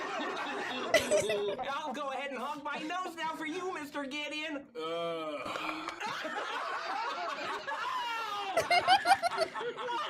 did this happen? Oh gosh, my nose is broken. This isn't heaven at all. Chuckles lied to me. Mr. Gideon, I think I might not be in heaven after all. You know that a dumpling implies the existence of a large dumple. If you put a football-sized dumpling in front of me Dumple. and called it a dumple, I would eat it. It's a simple question, Doctor. If you had a football-sized dumple, would you eat it? I know I would. Heck, I'd have seconds. You need to stop coming into my office for questions like these. There are people who need serious medical attention. Also, I have crippling hemorrhoids. Now we're talking. This is my favorite part. Plot twist, that wasn't a chainsaw. Oh gosh, Doc, you're gonna leaf blower my hemorrhoids? You're coming right off. Oh, like winds in the night. Leaves blowing through the trees. This drag show. Oh, hell yeah. Chat, would you? Don't be cowards. Is really impressing the owners of this carnival. They're not heckling us. Silhouette! More like, is it over yet? Trolina! Well, at least the name is accurate! This show was free! I still feel ripped off! Troy takes the stage once again. Is everyone having a good time? Yeah, you're doing fine, Troy. It's really good to see you in the audience, Gavin. No problem, son. You got this. You're really making me proud, Troy. I always knew you'd go into Dragon Housing just like your old dad. I really just want to play ball. No son of mine! Can we get a Chuckles war cry, please? Oh, this one is so good. Oh my god. Sorry, I gotta hydrate real quick.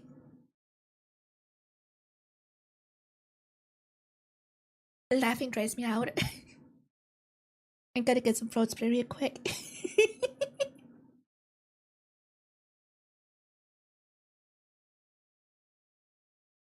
There we go.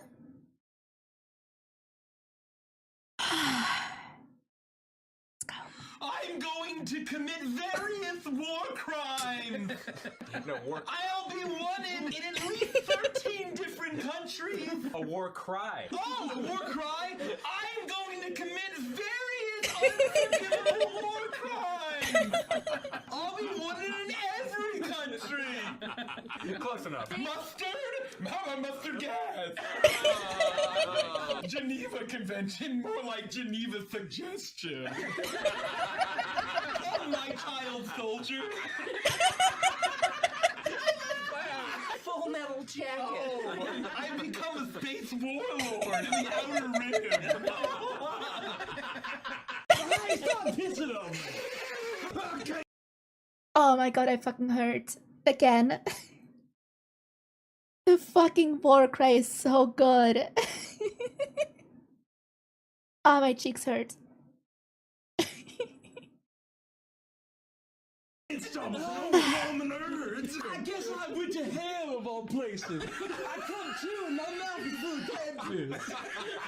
Gosh, you had like a big old nerve. If I had an electric piece for every time I woke up in the world getting pissed off by a transaction, I have 2 electric pieces, which is a laugh as weird as half a child. Just once I'd like to get to a session without piss. You know, my friends up back home always call me Whiskers, because I'm curious like a cat. Oh, wow. Yeah. Hey, Will, I have a question for you. Okay. If you could choose to be freed from your horrible fate and be reunited with all of the ghost kids, or get eaten by a giant spider, what would you choose? I would choose to undo my fate and be reunited with all the other will-o-wisps. Oh, thank gosh. I thought you were going to pick the giant spider. Wow, there's so many scenes about pissing, pissing on other guys. No. If you could choose between drinking a whole pitcher of tall, cool Budweiser or losing both of your legs in a terrible train accident, which would you choose? Well, that's a tough one, but I think I'd go with the tall, cool picture of Budweiser, you fucking psycho. Oh, thank goodness. I thought you were going to go with the train accident. Why would you think I would go with the train accident? I guess I'm just a worrier. That's why my friends call me Whiskers. You know, after all of that all over me, I feel like we're off to see the wizard.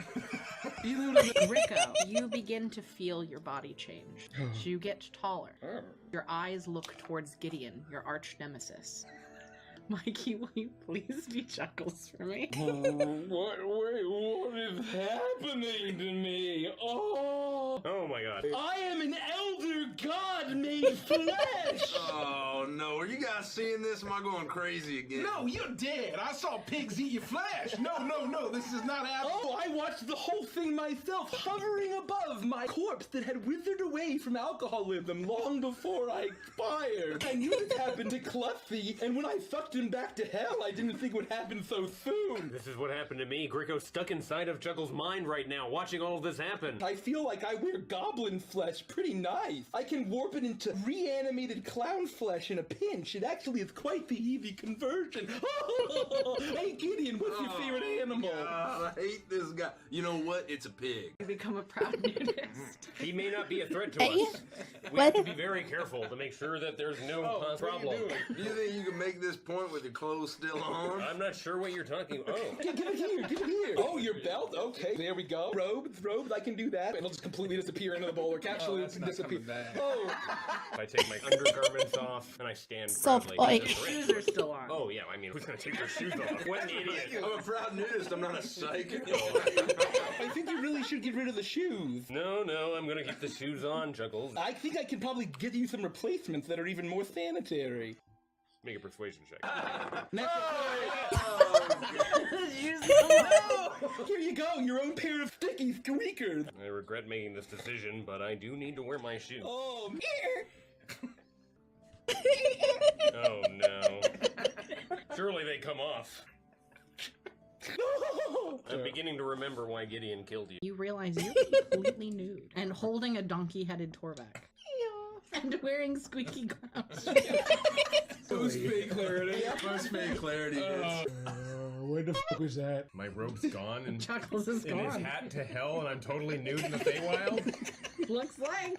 Maybe your shoes will come off though. Nope. Chuckles, somehow he returns. Probably shouldn't think too much about that and just continue on with the plot. Torback, are you feeling yourself again? You seem to have. Torback is fine. You seem to have a head of a donkey. Is that a euphemism? Torback's not very good with those. No. Look in the window just there. You can see your reflection. Oh. This may be permanent, both the size and the donkey head thing. Oh. Yeah. Just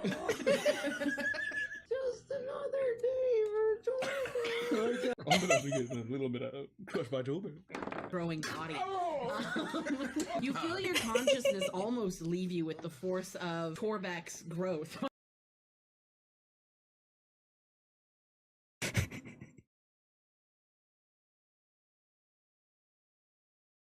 Torbeck's growth. Hi, Twisted, how are you doing? Wow. Somebody quote that right away.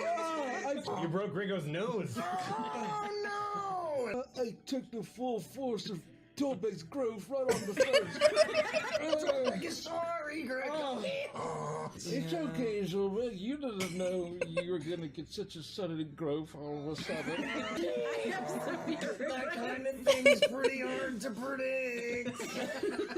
Sometimes it just happens, you know? Gringo, that sounds hee-hawing terrible. Hey guys, Torbeck doesn't want to be a downer, but Torbeck is slightly concerned about this. He pulls out the bloody blue scarf. Has anybody said anything about Egden being missing?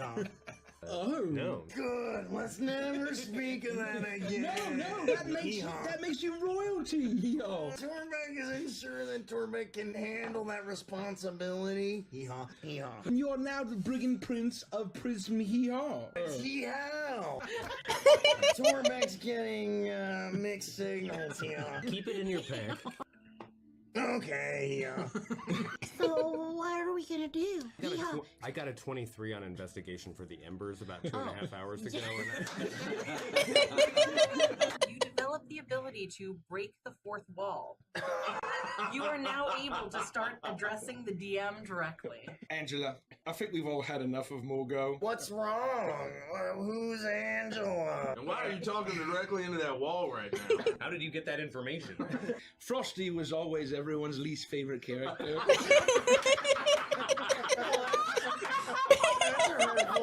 But you know what? He's my best lad. I'm standing right here. He's my best mate. And a raid is here. What kind of raid? It's they're on Twitch, and there's a whole bunch of people who are new to our channel. Ribble doesn't understand any of those words in that order. Think about the time that we learned the decision-making framework when we met the 𝘕𝘠𝘬𝘠. Who are the 𝘕𝘠𝘬𝘠, man? The 𝘕𝘠𝘬𝘠 nuts. All I require is your greatest joke. I already have a joke in mind. Oh, which one? The one that DM hates the most. But I was saving for the grand finale. Rico can never again make a D's nuts joke. Well, I'm glad it wasn't too bad a price. For me, I thought that I was gonna have to become a mind goblin. What's a mind goblin? Rico, what's a mind goblin? Can't say it. I've never heard of it. Psionic. I don't understand, man. But I like finish the thought. Why would you ask me what's a mind goblin if you can't articulate what's a mind goblin? You run into that like, is that what 𝘔𝘴𝘏 was? Was 𝘔𝘴𝘏 a mind goblin? A single tear will run down my cheek. You all feel yourselves coming. Sorry, I'm eating egg drop soup. You all feel yourselves. Oh, excuse me. Make sure I'm on the right page. We all feel ourselves coming. For a whole week? I just can't stop. No matter what you do, you can't stop coming. I think we have to go deeper in this cave. Every time you laugh in real life, you take 1d6 damage. Oh my God. No, that's not possible. Oh my god. I will never laugh again. I'm gonna be a... I would die in like the first 10 minutes. My cheeks are hurting from how funny this shit is. Oh yeah, I've been hurting for like the past 20 minutes. Consummate professional. And, you know, see, I don't want to Watch out for that desk. Oh, Someone is the culprit here. You are now a noir detective. This won't be funny at all. I watched as Remy stubbed his toe in that ottoman. And I knew. I reached for my revolver.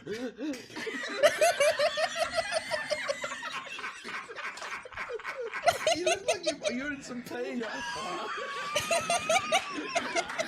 There's actually like 20% chance you enjoy the process. Torbeck's never felt that way before. Oh, yeah, don't stop.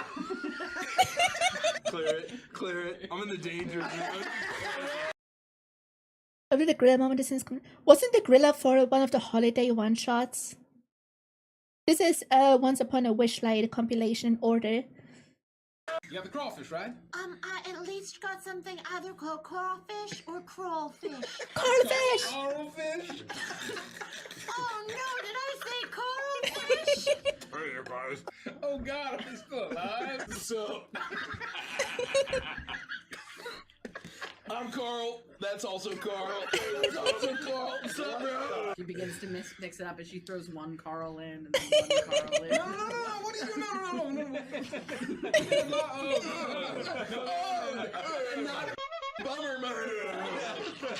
No. She begins to ladle the broth, and then she scoops out one fish and puts it in, and there's a Carl in each bowl.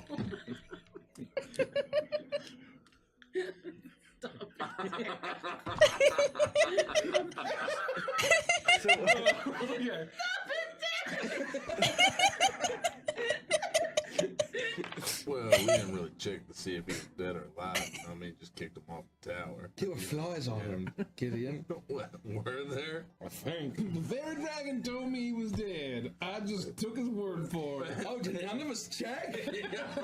I'm still alive. I'm just mostly dead. Oh. Venom. Mean to tell Torbeck that 𝘔𝘶𝘠𝘴𝘵 is dead? This whole time? No, not the whole time, man. He might have been alive when we got to him.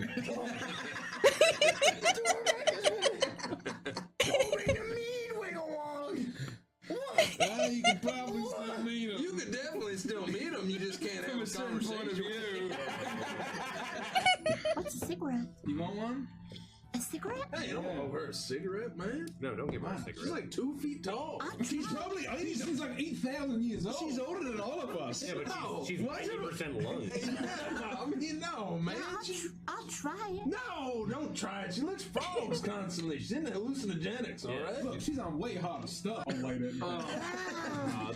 What do I do with it? You just suck on You it. put it out and then you walk away. No, not that side, the other side.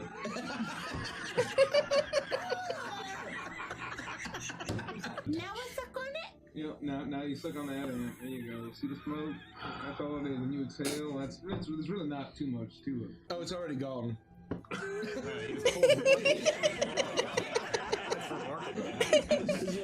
Where'd it go? Away. You did it. Good job. I didn't like that at all. But keep on with the frogs thing. I mean, that's totally fine. Yeah, that's totally Okay.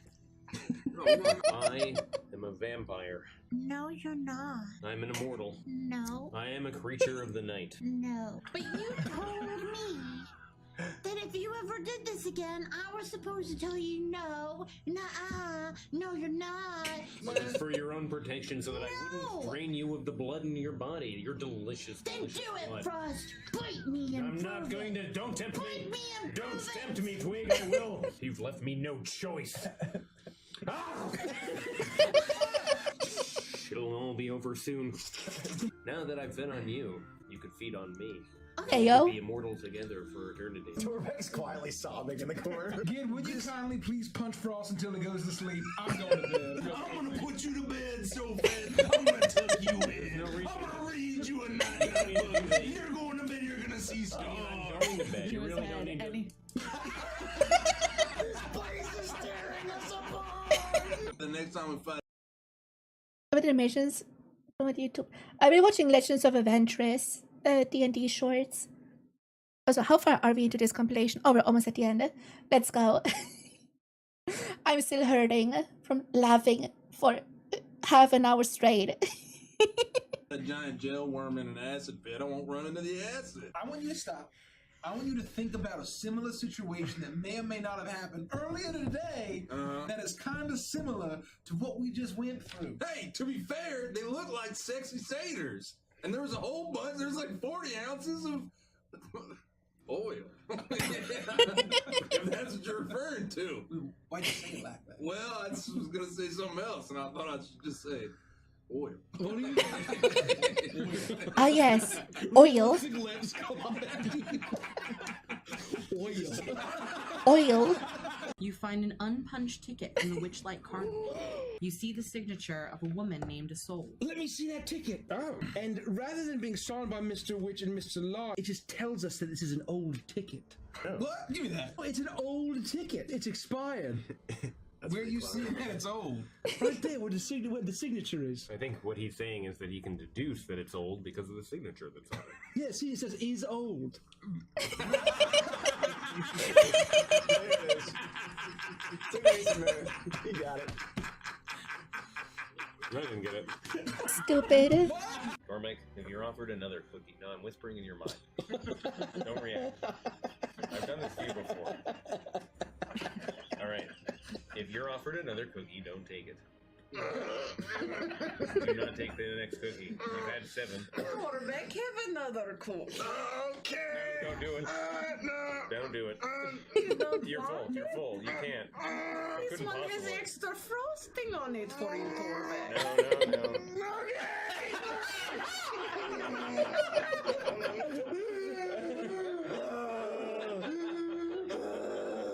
A veritable clown car's worth of clowns. You see the form of Chuckles leading. Will you stop it?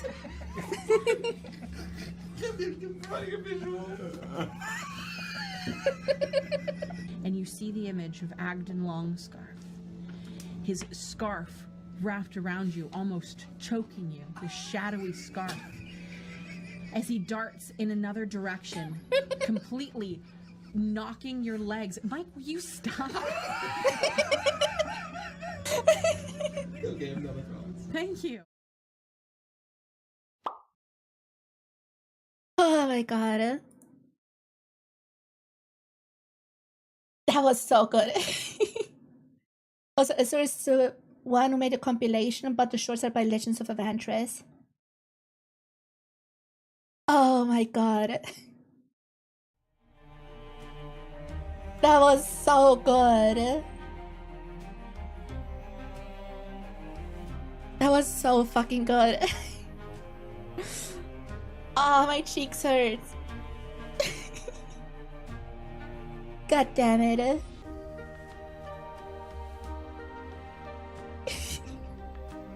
I can't stop laughing.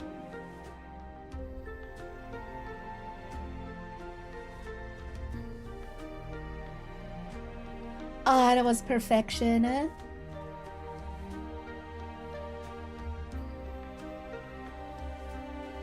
Ah. Breathing. Breathing important after all this laughing. But yeah, that's it for stream today. Did some content farming, so I have more offline content because I'm running out of that. So yeah. Oh. Before everyone leaves, you're gonna raid someone. Let's see who is live.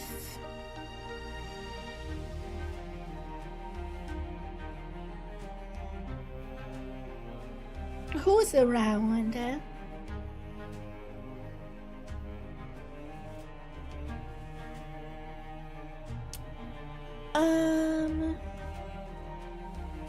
Let's raid Alice. She's doing a drawing in Jackbox. Let's raid Alice. There we go. Everyone, please check out the sponsors if you haven't yet. We're sponsored by NordVPN, Humble Bundle, and my Nintendo Store. And we have merch over on Candle. If you use code ONLY15, you get 15% off of our candles, lotions, soap, and stuff. And follow me on Blue Sky and join the Discord if you haven't yet. And I wish you all a Merry Christmas. Have a good one, everyone. Bye-bye!